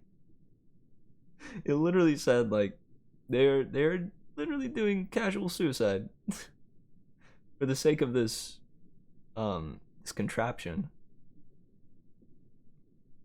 I also love that it didn't mention until the very end, because it's wild because it was almost an afterthought from Jarvis that the reason why they were being chased and the reason why all the rock creatures suddenly became hostile was because Jarvis took that thing that healed his wounds instantly in hopes to bring it back to Earth and allow humans to study it and hopefully find a cure to cancer.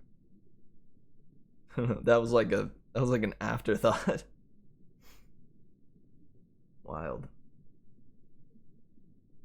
It was almost like a D&D-esque adventure, but on like an alien planet. You know, this idea that they got trapped in a labyrinth and the way they met was under weird circumstances. I don't know. I guess it reminded me of D&D in that sense. But I guess if I'm saying that, like, it could just remind me of any story. It was a good ending, and I mentioned that I felt it was a lot like, or it reminded me of A Walk in the Dark, in the sense that it was a person recounting a tale, you know, recounting an adventure that they had went on, and it's told by them simply telling it to, you know, their comrades, which I just love when it does that. There's even like a way of doing it where that was in the Wishing Stones, where the old hobbit told the story of the wishing stones to his like younger peeps. Heck, we talked about, like, when we came to that one, we talked about the Princess Bride, how the Princess Bride even does that. I just love, dude, I just love it when stories do that. Something about it coming from the person that experienced it and being told as a story, that I don't know, it adds a certain charm to it for me. A story inside a story.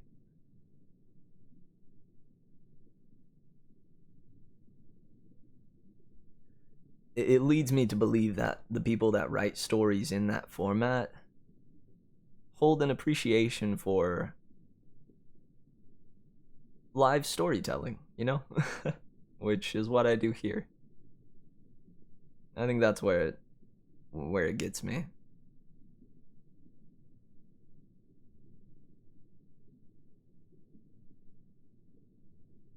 Nice. Well, this was a pretty chill night. And stories that we came across were very, very good. I mean, and what gets me about it is that these collections, you know, like the Illustrated Man, and I continuously forget what this one is called. The Planetary series? Yeah, Planetary series. Like, these collections, I feel like I wouldn't go and read them if just given like the time to, you know? Like, I wouldn't just go and read them in my spare time. Which is one of the reasons I'm so dang grateful for this stream. I found a way to to turn what I've wanted to do for a long time into work, which leads it to feel more like a responsibility, but in turn gets me to actually do it. Which is why I don't feel the responsibility thing is a bad thing in the slightest.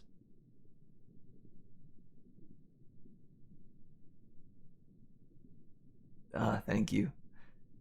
I do give my best whenever I'm up here on the screen. To make it worthwhile to listen to. You know? You know? You know, dude?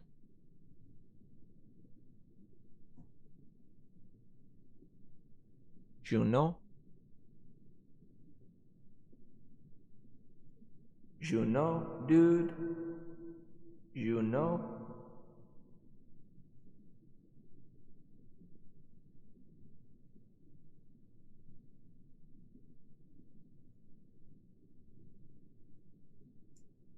Like, you know what I'm talking about, guys? Know what I mean?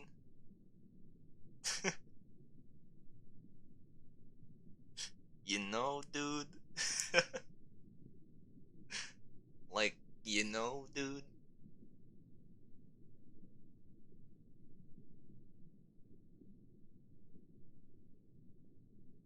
Alright, enough of this hullabaloo.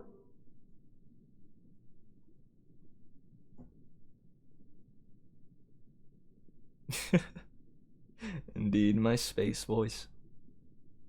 Yeah, man. I'm grateful that I got to come back up here to space and do a little reading.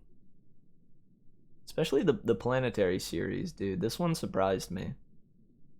I had a good feeling about Stanley, Mr. Weinbaum, but tonight confirmed it that we have another collection to read through, which I'm excited about.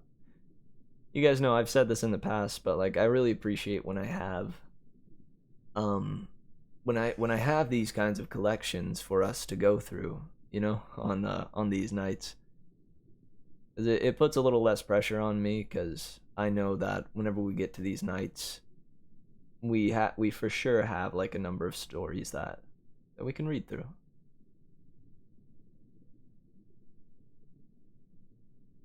I agree, May.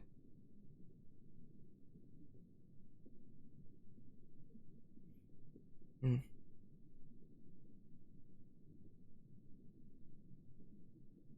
Well, okie dokie, guys. Yeah, I think I'm gonna go ahead and sign off here. It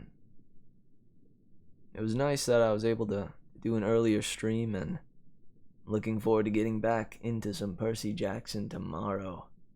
For those of you following the Percy Jackson series, I hope to see you there. And May, I hope to see you there anyways in the breaks. Which it really, like, I don't know. It shows like an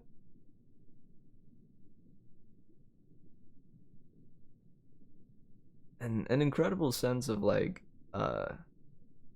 dedication, like, to the channel, that you would even show up on those nights and like say hey and pop in. It's a cool thing. It warms my heart.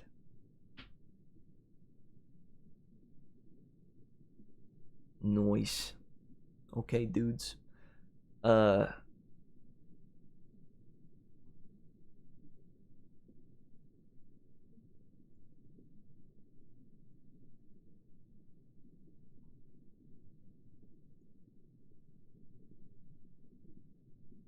Sorry.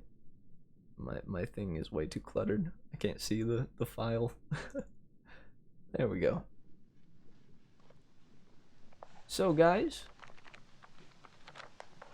as always, please remember to take the merriment we fostered tonight. Hold it near and dear to your heart.